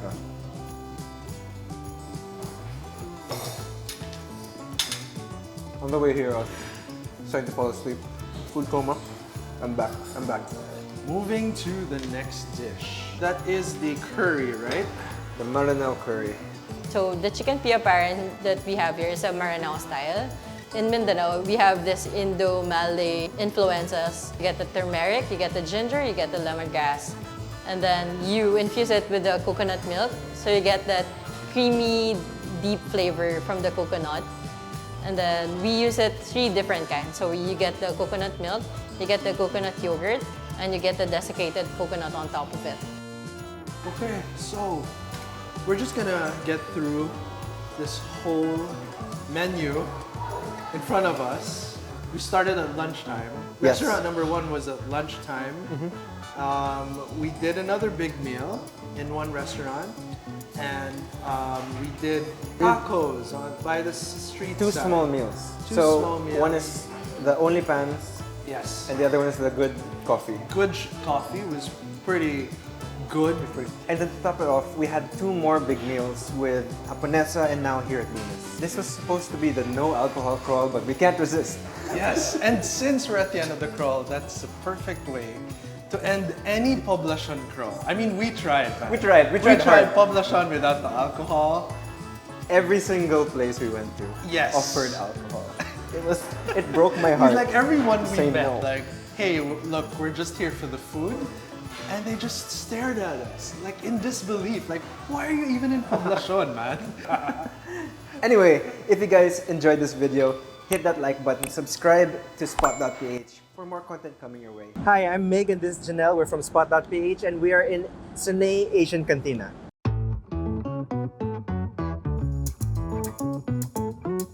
Sunay is all about Southeast Asian flavors. Well, I originally started off with a restaurant in Argentina called Cocina Sunay, which started in my house. And the reason why we put the name Sunay is because that's my name. My name is Christina Sunay. I really wanted to push Southeast Asian food, especially Filipino food, but I really love eating Southeast Asian food. I like the freshness of Vietnamese food. I like the spice of Thai food.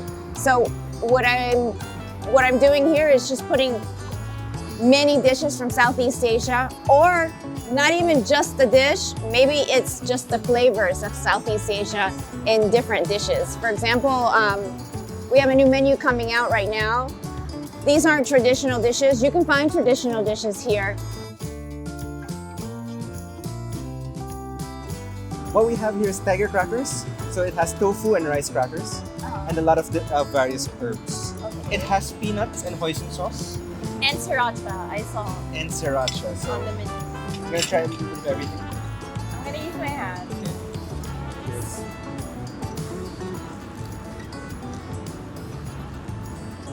Wow. It's fresh. Yeah, it's very fresh. It's like the definition of fresh. It's like a crunchy salad. Yeah. I like how it has lots of herbs. I'm seeing cilantro, I think mint. With the sriracha, there's a very slight kick to it. Yes. Yes. A good starter. Oh, they're bringing us a couple more drinks. The Kentucky Cooler. Nice. I love the presentation. How do you find the tofu? The tofu is good. It has a nice little added crunch and added texture. Yes. And if you don't eat meat, then it's like the perfect substitute for it. Yeah, it's a good vegan option, right?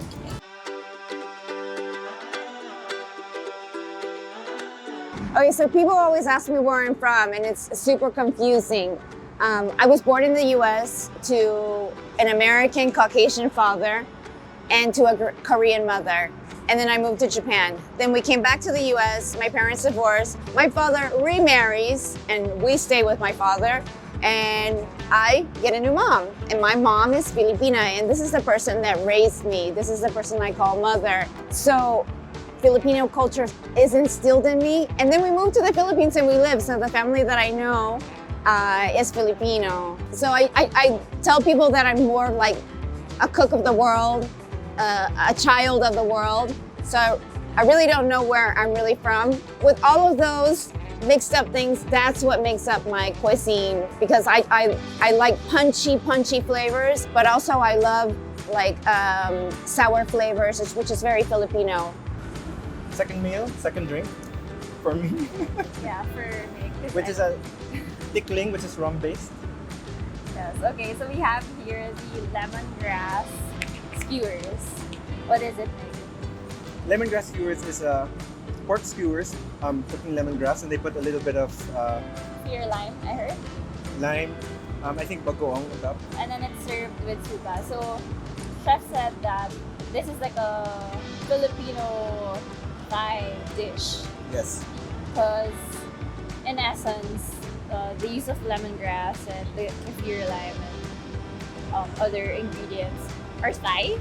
But then we dip it in suka, which is vinegar, and that's a very Filipino thing to do. So, yeah. Filipinos love their sauces, so we'll try it. I'll put a bit of vinegar on my pork skewer, the pork lemongrass skewer.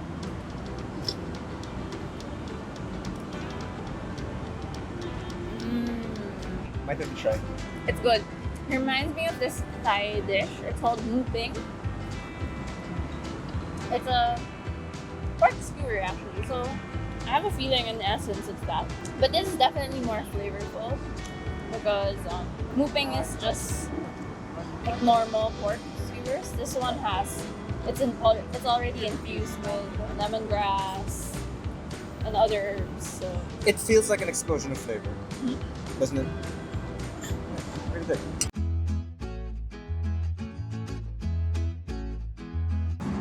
Honestly, the word fusion isn't like a word that I like to use a lot. But if you really think about it, what I do is fusion food. The definition of fusion is mixing all different types of cultures together to make a cuisine. So yeah, you could say it's fusion cuisine. But I don't really like to use that word. I like to use Southeast Asian flavors, but with techniques incorporating South American techniques and American techniques as well. okay, I'm gonna get some of that tamales. Tamales. Tamales. Yeah. Try some of that. Ah, okay. Parang, it's like sticky rice? Yes, and it's pork inside. So there's pork inside the sticky rice. I like it. It's not an overwhelming flavor. Yeah, and I can definitely taste the Asian side of it. Yes, yeah. Like I was expecting more South American flavors, but you can really taste the Asian side of it. Yeah, the Asian inspirations. Yes. And again, subtle, but it does a lot, I think, for the dish. Okay. You know what it might be, the Asian inspiration? The peanuts. Yeah, And the peanut sauce. coconut. Yeah, the coconut, yeah. Yeah. I think that's it. Happiness. Happiness. So full. So we tried some of the new dishes here at Sune. What was your favorite? The tiger crackers. The tiger crackers, Yes, the first yes, dish. Yes, because it was just so fresh. I like how the dish was so fresh with all the herbs. And then it has a bit of the peanut sauce. I like peanut sauce in general. So And the kick with the sriracha was really yes, good. yes, yes, yes. It was just the right amount of spice. Exactly. My personal favorite was the pork lemongrass skewers. That was very good. I like pork dishes, and that was, to me, just, is it cliche to say an explosion of flavor? It was an explosion of flavor. It really was. It really was. Have you ever looked at a seemingly infinite pattern of tiles and thought to yourself that you may be looking at a history of tradition and craftsmanship in the Philippines? Well, I have something cool for you.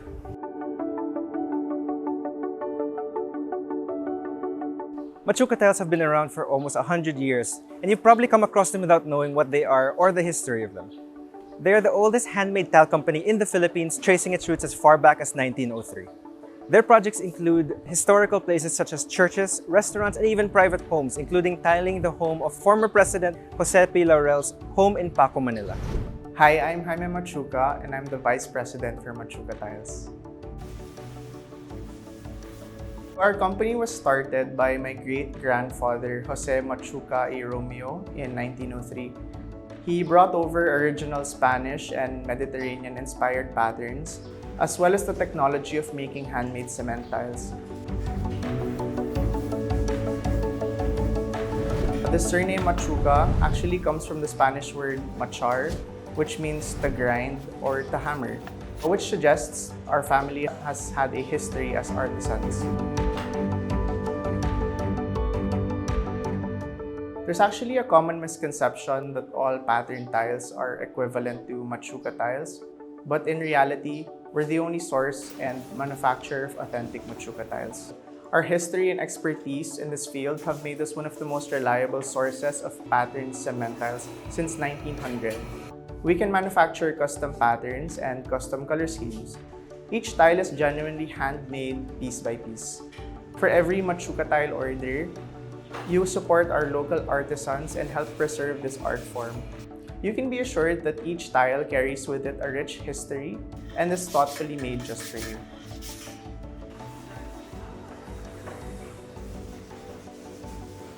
So the process first starts with making a patterned tile mold.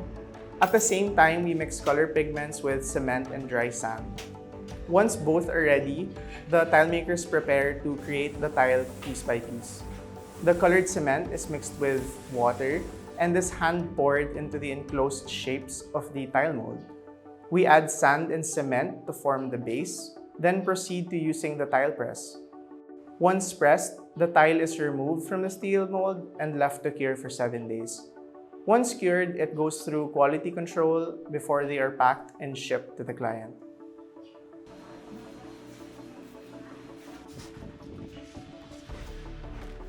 There is of course a challenge in preserving this art form while staying relevant in our ever-changing times.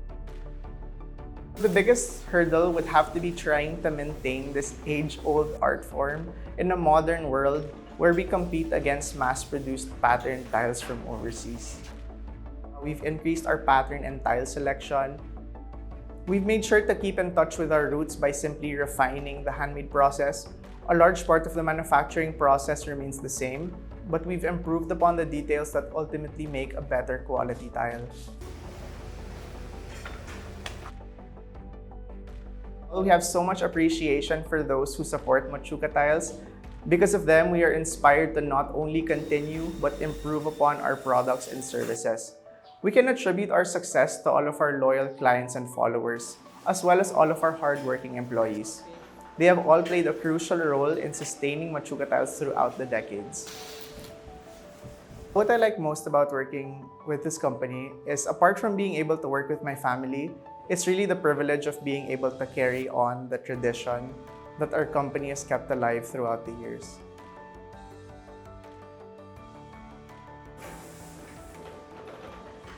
Now that we've walked through the factory and seen the ins and outs of the production process, this is Jaime's advice for those who want to run an age-old business. Don't be afraid to take on challenges. Put yourself out there and try to see everything as a learning experience.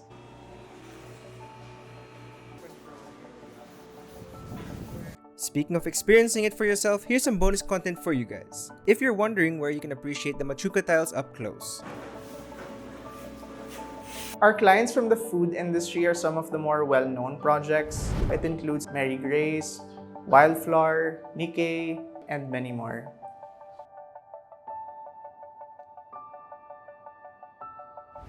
So there you have it, something cool for you guys to remember while being mesmerized by the tiles of Machuca. You're not only taking a photo for your Instagram, you're also taking part of the rich artistic history of the Philippines. In case you haven't heard, Amami is a social enterprise that aims to keep the culture of Philippine jewelry alive through the mix of traditional design and modern sensibilities. I've been fortunate enough to be able to sit down and chat with their co-founder, Christine Chu, to talk about Amami, the design process that goes into their pieces, and the driving force behind this movement. Enjoy. Hey guys, welcome to Spot.ph. I am fortunate enough to have with me here the co-founder of Amami, Christine Chu. Thank you for having me, Meg. Nice to finally see you again. So, Christine, why don't you tell me a little bit about what Amami is and how you started Amami? Amami is a social enterprise that is working to revive vanishing jewelry traditions of the Philippines while empowering our local artisans and providing them with sustainable livelihood. We specialize in a traditional form of jewelry making called filigree jewelry. The process is a very meticulous process behind it, wherein fine threads of silver and gold are twisted and formed to create very intricate designs.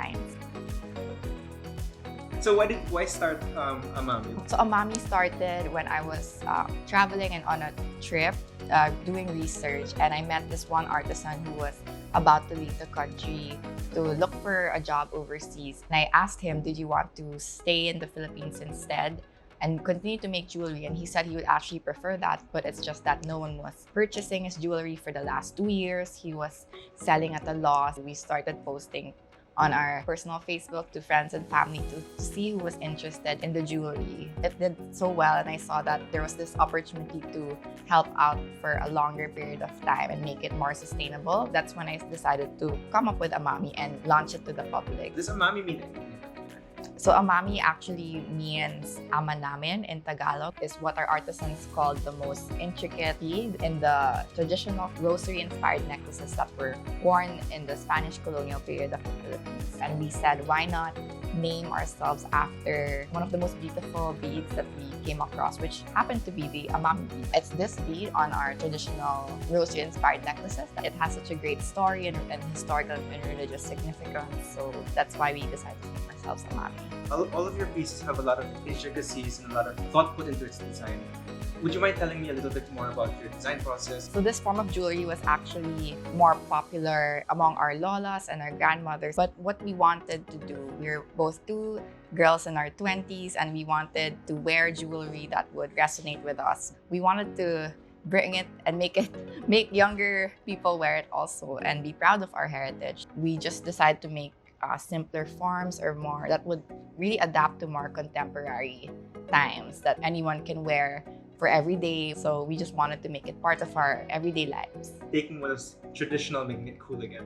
Yeah, basically, yeah. Were there any challenges with creating some of these products? One of the challenges is that it's handmade. Actually, we have no two similar products. There's bound to be variances between our designs, and that's something that's a bit hard to communicate with some sellers who are very particular and really want exactly the same, but we try to explain the nature of handmade. There's also beauty in that. You were talking about modernizing traditional jewelry sets to create your own products, right? What's one example? One example of something like that? When creating our pieces, we wanted our jewelry to be worn for different occasions, whether it's at work, to the office, on a date, instead of like our traditional necklaces that you wouldn't maybe want to wear around at the grocery. We created more minimalist, simple pieces that you can wear every day. An example of this would be our minimalist padumna necklace, which still holds a lot of historical and religious meaning, and also here's our Amami tambourine stud earrings that's very versatile, and you can wear it from day to night. I also really enjoyed making this ear cuffs. It's called our Cecilia ear cuffs. It's perhaps the very first traditional Filipino ear cuffs that exists. I personally love wearing ear cuffs, so when I started Amami, I think I need to make one. So that's one of the first ones we decided to do.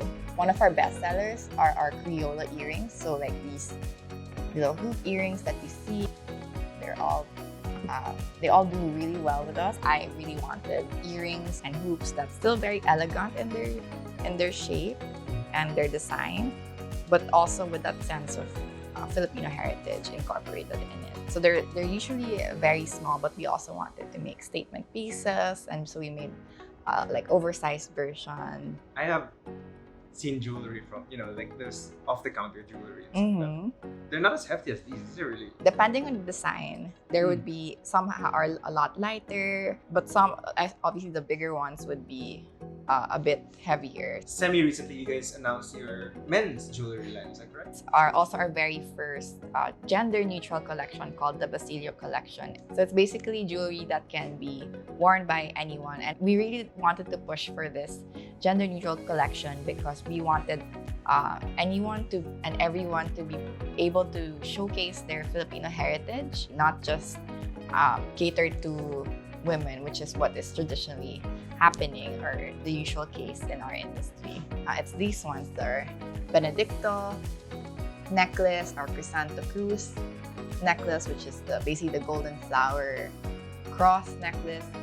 We have this narrow ring, which is very pretty, and it's even men can wear it. You also recently launched your latest collection, your Cebu collection. You want to tell me what that's about, what your inspiration is for the collection? The Cebu collection is our latest collection, which is inspired by Philippine blooms, and Cebu means growth in Tagalog, and we really wanted a collection that would spark joy by making wearable floral art that is also a reminder of the hope of new beginnings, and it's very pretty. And I'm actually wearing one of them now. These are the Lumamela drops, and what I like about it is we designed it in a way that's versatile. You can wear it as a stud or dangling, like how I'm wearing it. Yeah, so our Cebu collection is actually handmade by an elderly couple that we support, and they've been creating jewelry for almost 50 years by now. We designed this entire collection specifically for them because we wanted to help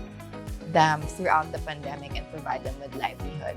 So you touched on your workers and how you impacted them with the Cebu collection. How else has Amami impacted the workers, especially the artisans who create these pieces? So currently we're supporting 25 artisans. So we provided a sustainable livelihood for all of these artisans for the last 4 years.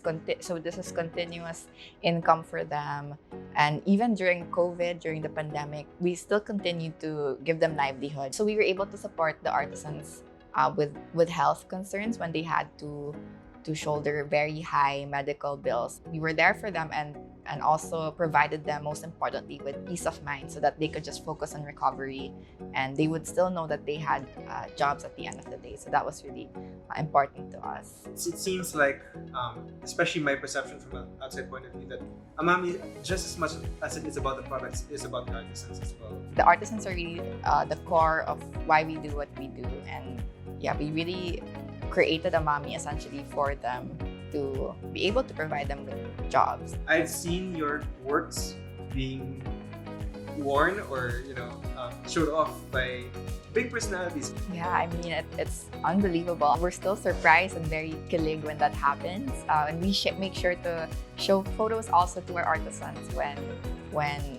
people they admire and look up to wear what they created. It really brings a sense of pride to them. So some of these personalities are Bea Alonzo, Marian Rivera, and most recently, Pia Wurtzbach, former Miss Universe. We were featured on Vogue Italia, so that was a huge milestone. I remember before we got the Vogue Italia feature, a year before that, I was just thinking to myself, oh, what if maybe one day we get featured on Vogue? That would be amazing. And the next year it happened, and I was like, what? This is insane, yeah. So we're just really happy, and we wouldn't really be able to do any of this without our amazing community of advocates and supporters, not just in the Philippines but around the world, who really believe in our work. You're here, you've been featured in Vogue Italia, you have your wonderful collection of products, and I assume you have almost practically a fan base for your company. Where do you see Amami going from here? We do have big dreams for Amami, and one of it is to continue to support the artisans that we're currently supporting and be able to grow our impact and reach even more people. And another thing is we really want to continue to innovate on our traditional Filipino jewelry and make Filipinos proud of our heritage, not just here at home, but also around the world. And we want to showcase to the world what we're capable of, the talent and the ingenuity of the Filipino people. We hope you continue to follow our journey. I'll follow it for sure. Yeah. I'm so excited. I'm so excited for the future of Amami and see where this leads. Yeah. So thank you so much, Christine, for being here with me today. If you want to plug Amami, anything else you want to plug, just the floor is yours. Please follow us on Instagram and Facebook. Our handle is @amami.ph. You can also view our products on our website, which is www.amami.ph, and all our products are available there. And feel free to share our story with your friends or your family and to journey with us as we continue on this exciting journey ahead. Thanks guys, you guys are awesome. If you guys want to see more of the stuff that we did in this video, we have a lot more of that in the channel. We went to Bohol, Pampanga, Cebu. And then where are we going next? Well, let us know. Let us know in the comments below where you think we should go next. If you like this video, hit that like button and subscribe to the channel to see more content from Spot.ph. We'll see you guys soon.